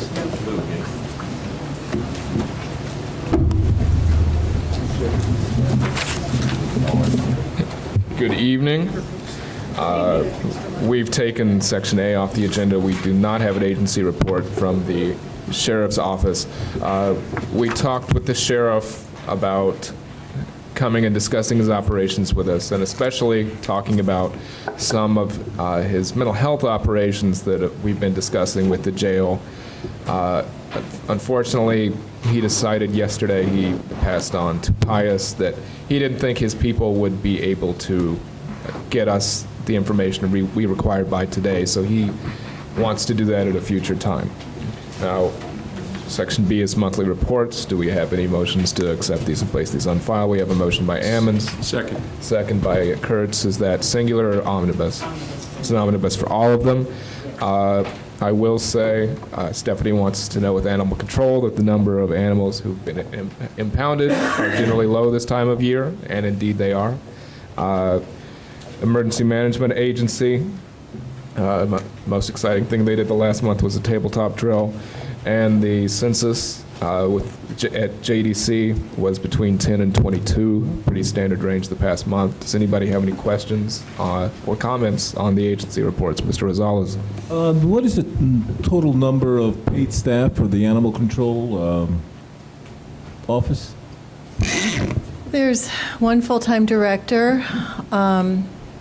3 animal control wardens, 1 part-time veterinarian, and then kennel workers, and I believe there may be like 2 full-time and 2 or 3 part-time kennel workers that maintain the impound. Thank you. Okay. Any other questions on this motion? All in favor of accepting these reports and placing them on file, say aye. Aye. All those opposed, say aye. The motion passes. Is there any other business? There's no other business.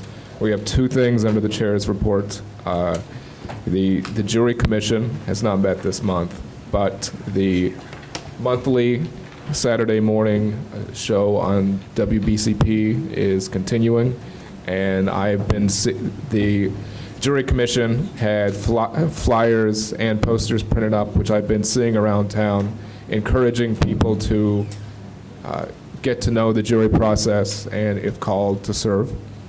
And the second item is appointments for the jail task force.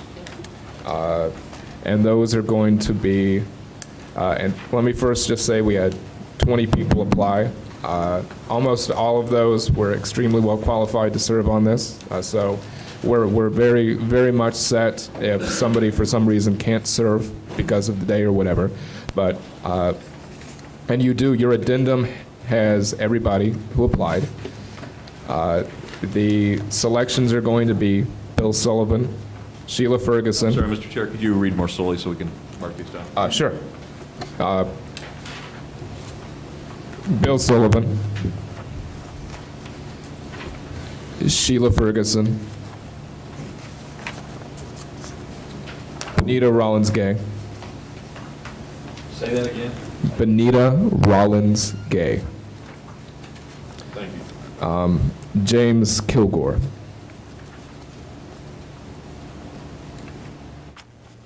Julian Rappaport.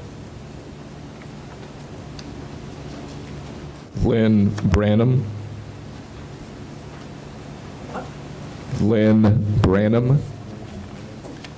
Mark Driscoll. And Scott Bennett. And the 9th is I'll be serving as the chairman of the task force as the chair of justice. The last one was Scott Bennett. Is that who you're asking about? Yeah. Scott Bennett. So those 8 individuals, we've got a pretty wide range of viewpoints and experience on that, ranging from prosecutors. We have several people working who worked with the mental health side. We have some people who've been in the jail. We've had family members who've been in the jail. And we have professors. And so I think it's going to be a good mix of people, but the whole point of this task force was to open this up to opinions to the community. And so we're going to encourage everybody to either testify or come to public participation. Ms. Michaels. I just have a quick question. I don't know a lot of these people, and I can't remember off the top of my head, but was anybody here outside of Champaign, Urbana, anybody in the rural areas on this list? There were applicants from outside of the rural areas. Right, off the top of my head, I can't give you numbers on male and female is pretty easy, but racially or addresses I can't off the top of my head say, but we can send those out. It's listed in the applications. Okay, so was that a consideration when you were picking the people? It was a consideration. Or outside of Champaign-Urbana? It was a consideration. Okay. But it was not a top consideration, though. But we wanted to get a wide range of viewpoints and people on this to bring different things to people. Mr. Kurtz. Yeah, I have a quick question. Mr. Scott Bennett, and I want to thank you, Mr. Richards, for your hard work on this and putting this committee together. You have a really good broad range of experiences and background. I'm sorry, order, please. I'm having trouble hearing Mr. Kurtz. Oh, I'm sorry. Chair. Sorry, Chris.